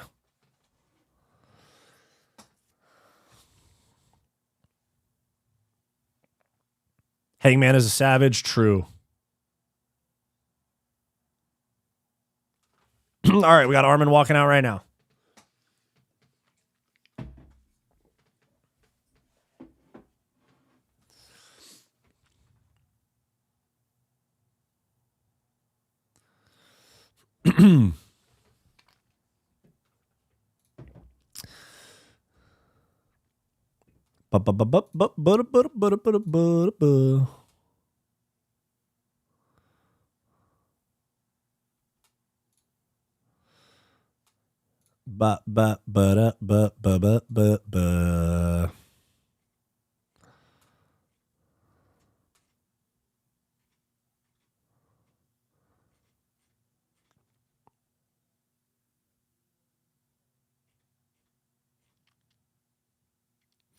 Report, Muhammad Makayev reportedly calling Dana White John Jones's boyfriend to his face during a meeting was the final straw that pushed the UFC to cut him. No way. There's no way that's real.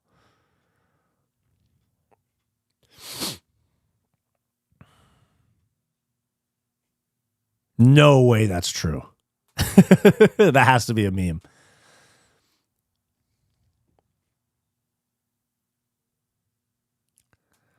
When you have Islam and Ilya, they need important matchups, smart for the UFC. Plus, they get show money 3 times a year, even if they don't fight. That's true. That's true.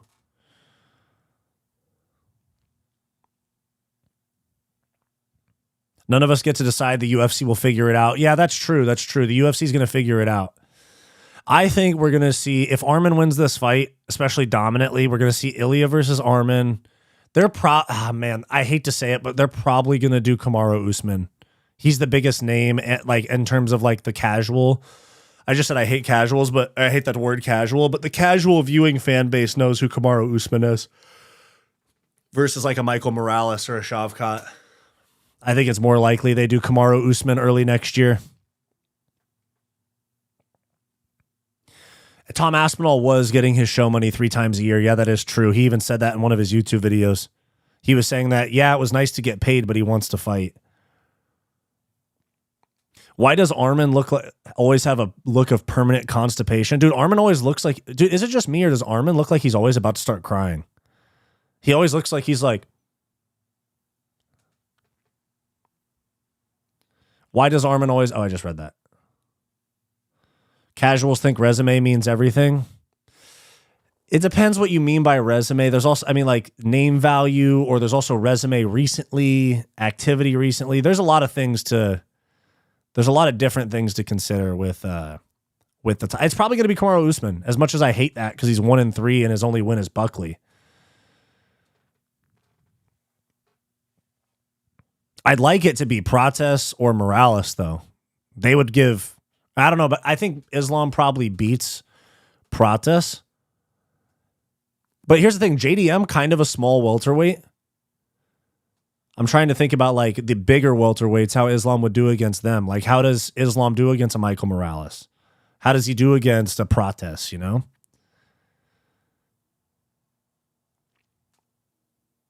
I realized a long time ago I don't make fights, I just watch them. That's a good point. That's a good point.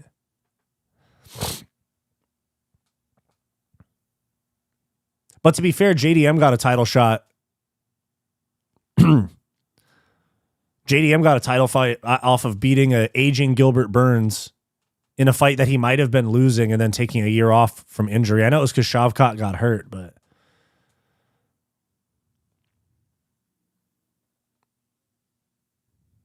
Do you think MMA Guru could last more than a round versus Ian Garry in a fight? No. Prates Morales would be sweet. That'd be a sick fight. Somebody's going to sleep in that fight, probably.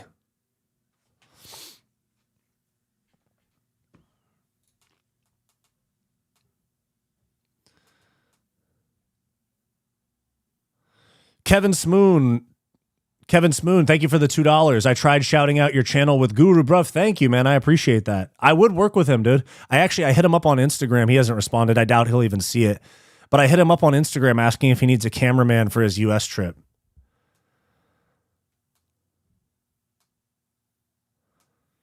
Did Guru acknowledge it, or did he just move on?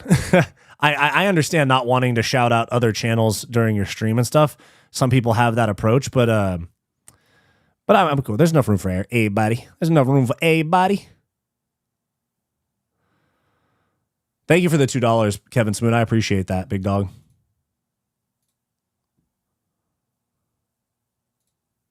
Oh, Kevin's Moon, not Kevin Smoon.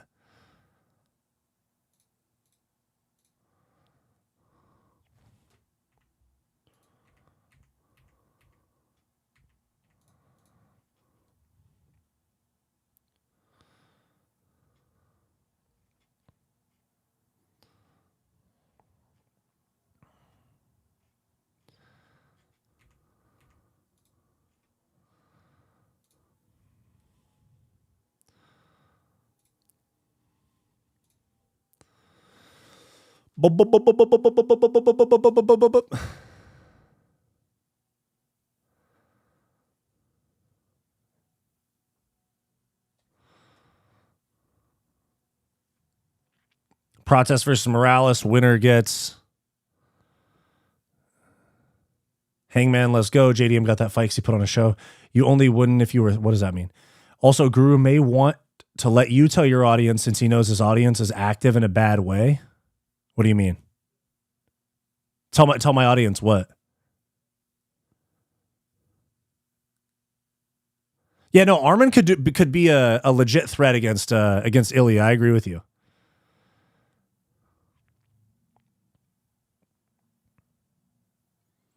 Hey, Kevin's Moon, I appreciate you shouting me out on Guru's stream. Did he acknowledge it or not? Just curious. I hope Hooker pulls off a shock win too. I don't think he's going to, but here we go. Tsarukyan circling.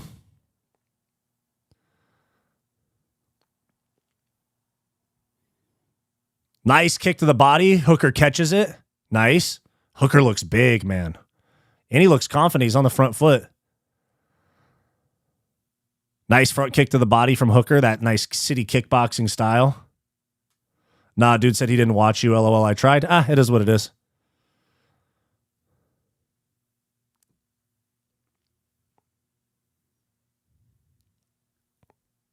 Head kick. Oh, missed for Dan Hooker. Switch head kick. Really good takedown attempt for Tsarukyan. Defended, though. That inside trip was nice.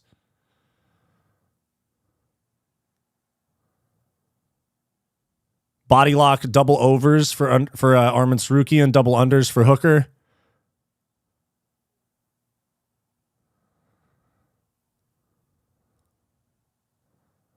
Tsarukyan's going to go for a ladder. No, I'm just kidding.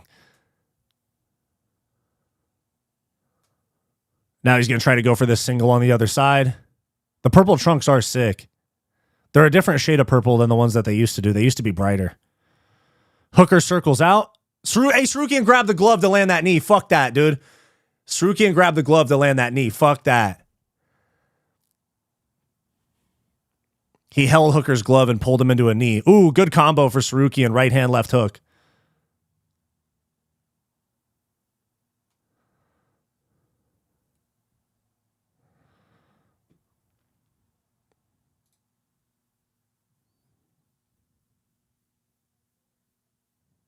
Oh, nice left hook to a right leg kick for Tsarukyan. His hair's in his fucking eyes, dude.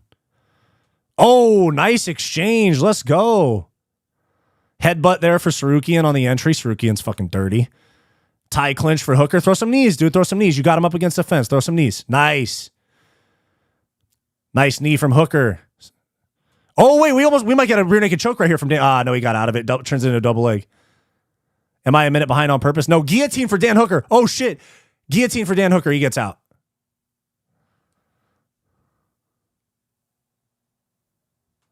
No, my stream's just behind because ESPN wouldn't let me.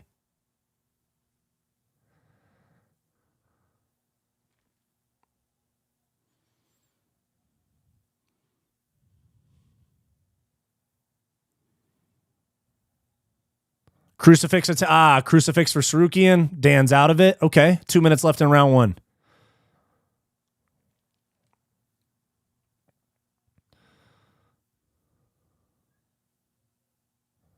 Nice top control from Tsarukyan here.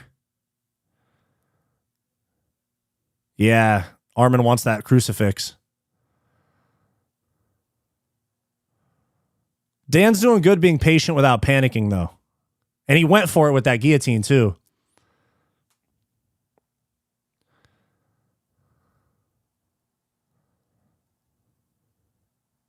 Still got that control. Dan Hooker's trying to trap that arm for Tsarukyan.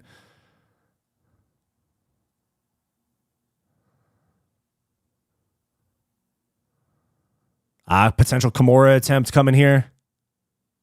Yeah, I was on ESPN Plus, but I use a VPN, so they don't let me. They don't let me view the video. It's only the audio if you use a VPN on ESPN. Dan Hooker's doing all right, though. It's not like Tsarukyan's doing some crazy amount of damage here.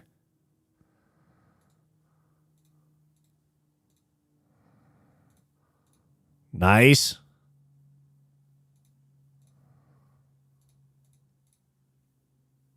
I can't show the fight, dude. Sorry. Nice control. No really damaging shots here from Tsarukyan, though.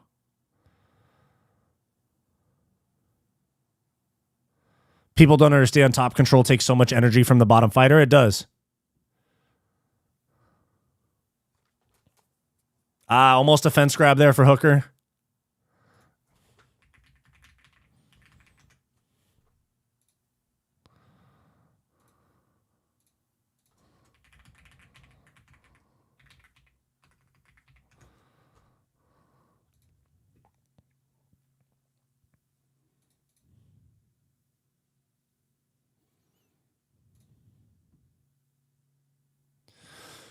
The glove grab swayed the knee. Yeah, true.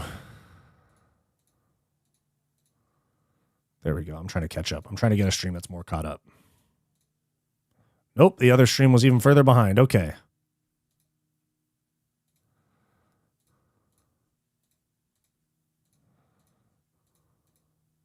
There we go.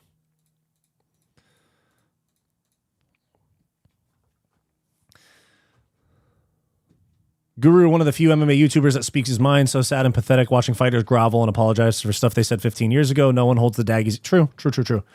Guru almost protects others from his audience. He warns others. Interesting. I wouldn't say I need protecting, but I appreciate that to a certain degree.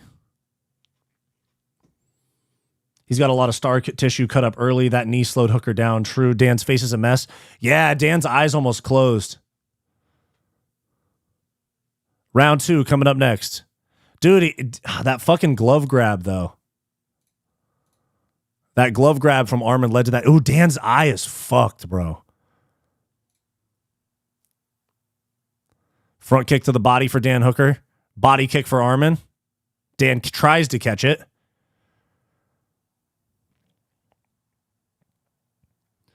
I think Dan Hooker needs to go for it. They're going to... I know my stream's like a few seconds behind. Relax.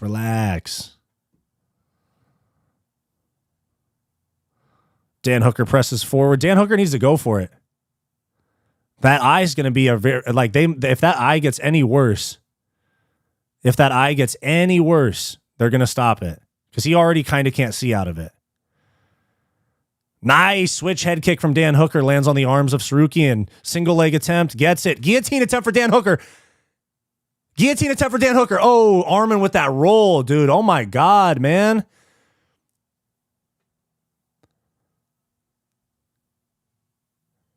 That's crazy, dude. His mobility is insane. He literally just rolled out of a guillotine. Like, what the fuck?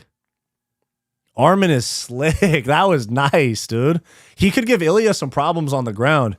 Is bro's neck double jointed? That's what I'm saying, dude. What the fuck was that? Amazing athlete, too.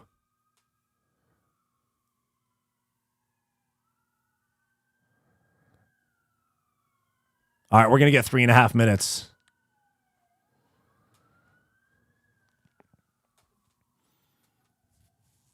Score so far, 1-0 Hooker. I'm sorry, 1-0 Arman Tsarukyan. And now we're about halfway through the second round. Gilly gang, true.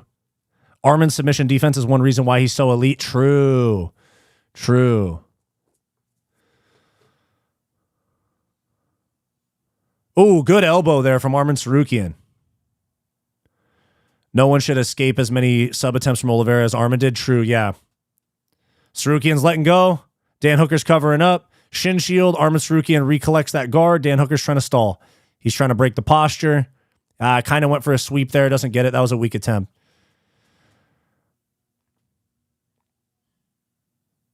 Dan Hooker trying to use those shin frames.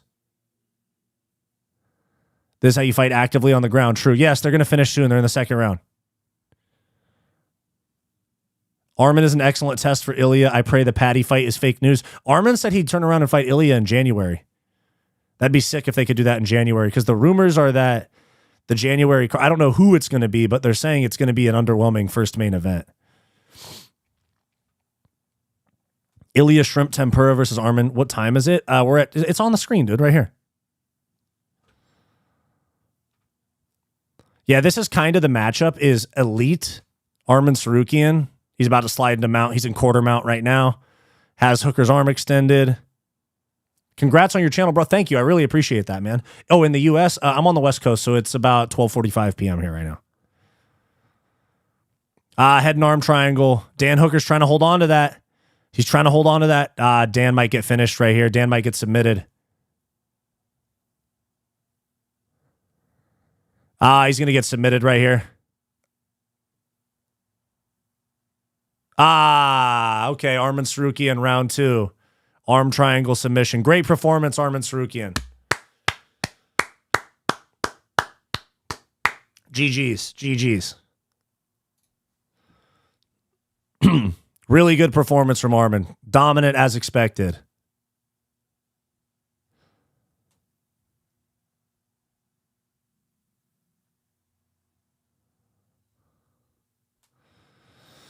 Yeah, that looked super easy. That looked super, super easy. Wow. Very impressive. Very impressive for Arman Tsarukyan. Oh, there's Hasbulla cage side. Super impressive.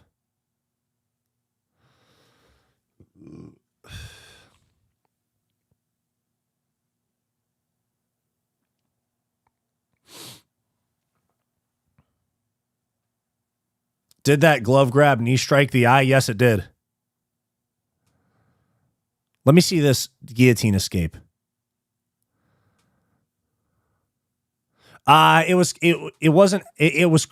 just it let go of the guillotine lock, that roll. His neck, it didn't even really strain that much. Not surprising. Hooker's been in wars that would finish most fighters. True. But yes, that glove grab knee strike absolutely landed on Dan Hooker's eye. I think that's what caused the damage.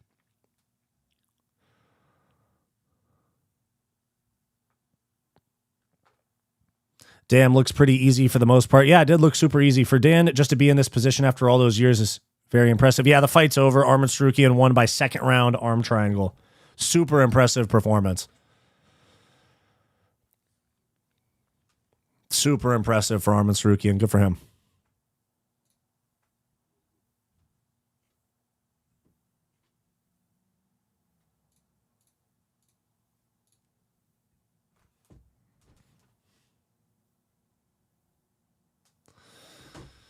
Wow.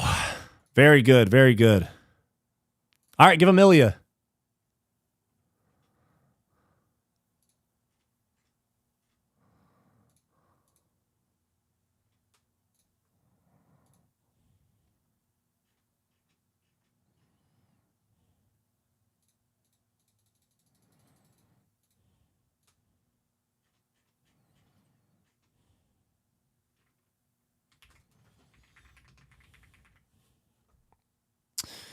Yeah, you got to give him Ilya next. Dan would fuck up BKFC. True. Arman versus Ilya, 100%. Gutted for Dan. Hopefully he can get a pint of Great Northern tonight in Doha. Hopefully. See you next time. Thanks for the awesome chat. Thank you guys for tuning in. I'll be on for a few more minutes. And then I'll film my reaction video. tune into David Benavidez fight though in Bam Bam. No, I'm not going to do boxing today. I wonder if they'll bring Ilya into the cage. He is there.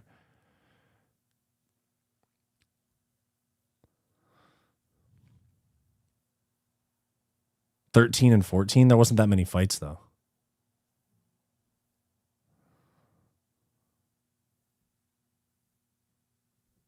Let's see. Is he going to call out Ilya?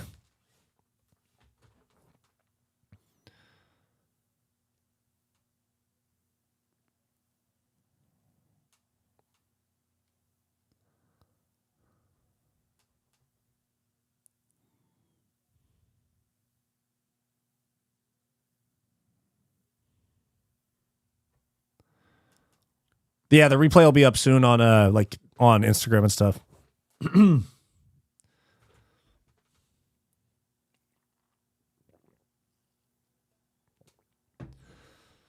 Arman Tsarukyan won.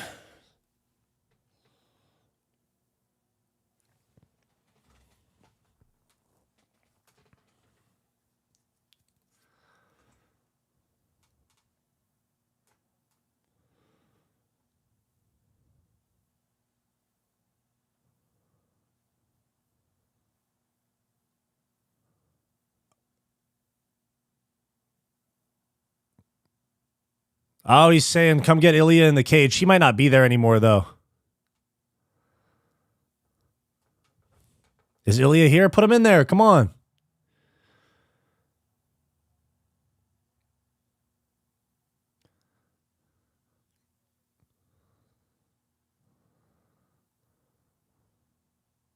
Bring Ilya in the cage. Let's go. If he's still there, bring him in.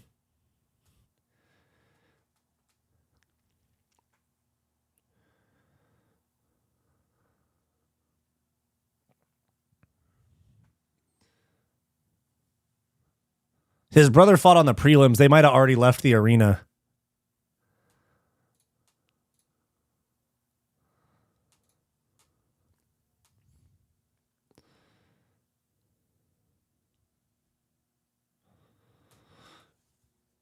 All right, come on. Are we going to get Ilya in the cage or no?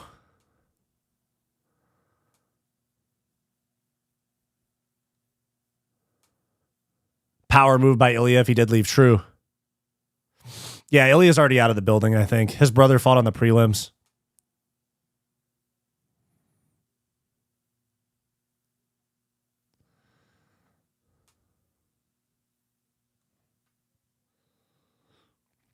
Did his brother win? Yeah, his brother won. All right, Wyatt, GG, good stream. Thank you, man. Thank you. Thank you. Yeah, his brother won by decision. Thank you, guys. I appreciate you guys joining. I'll be on for a few more minutes. I'll be on for a couple more minutes, and then I'll film my reaction. Let me see. What did I do on picks? 1, 2, 3, 4, 5 and 0, 6 and 0, 6 and 1, 7 and 1, 7 and 2, 7 and 3, 8 and 3, 8 and 4. I went 10 and 4 on picks. Pretty good. 10 and 4 on picks. Ho, ho, ho. Yeah, they just showed the upcoming schedule, and they're only showing the last 2 ESPN cards. They're definitely going to wait until after the ESPN deal to announce the January cards on Paramount.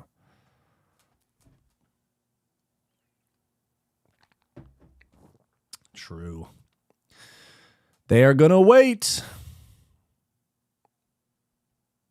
Damn, Kyoji Horiguchi fucking cooked them.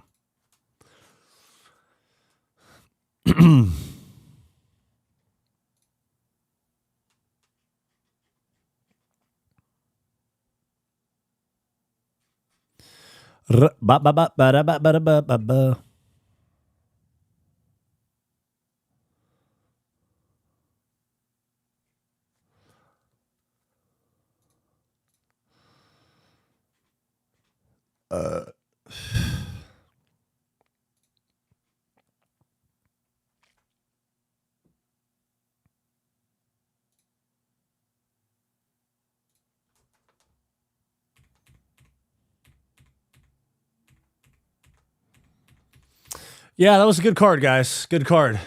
The card's over now.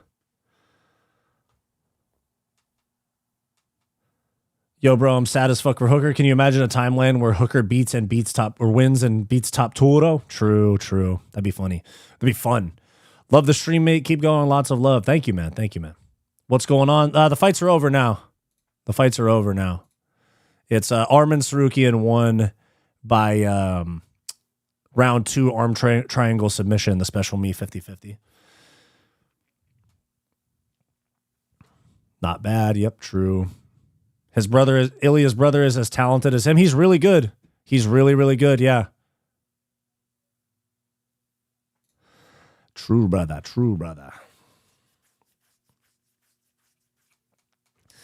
Very, very true. Very, very true.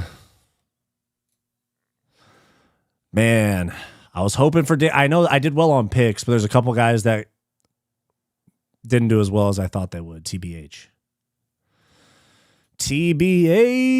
Thanks for the stream tonight, Fight Society, lad. Enjoy your UFC content. Keep speaking your mind. Fuck the Dagestanis and keep working on the Scouse accent. That's right, lad. Yeah, I'll work on it. It's not very good. I'm a scumbag. I was raised in Liverpool slums, lad.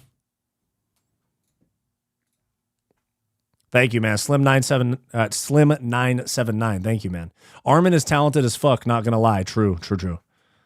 Nice stream, my man. You're doing great. Have a nice day. Thank you, Angelo Alfonso. Thank you, man. Appreciate you. Good stream, bro. I appreciate you guys. Yeah, I'll be around for a couple more minutes. I'm not in a rush. At least yet. I'm a scumbag. I was raised in Liverpool slums, lad.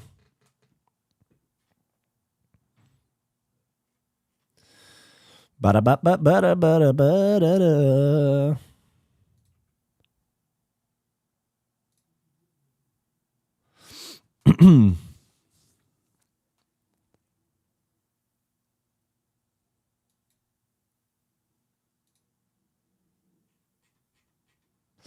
I'm a slum lad. I'm a scumbag.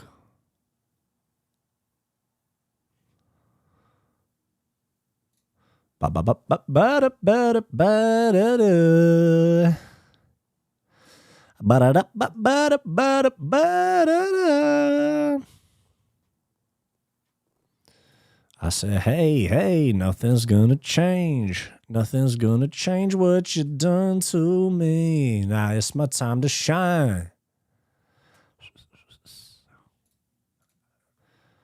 Peep, peep, peep, him. Peep, peep, peep, him. All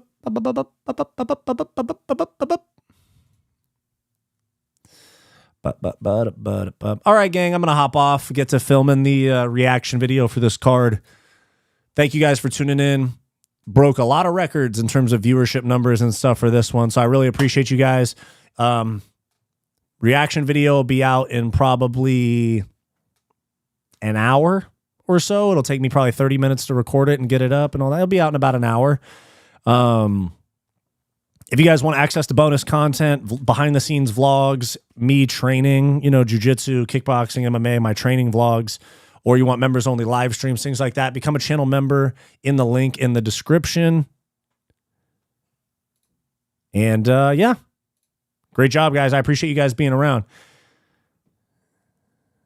They paid him to put on a weak performance. All right, let's not do all that. They didn't pay him to put on a weak performance. He got outmatched by a way better fighter. With the absence of Islam, Arman, yeah, Ilya's going to be a tough matchup. They're a tough matchup for each other. But if you guys want access to bonus content, become a channel member in the link down below. Like, subscribe. Thank you very much, guys. I'm going to do my reaction video. I'll see you guys next time.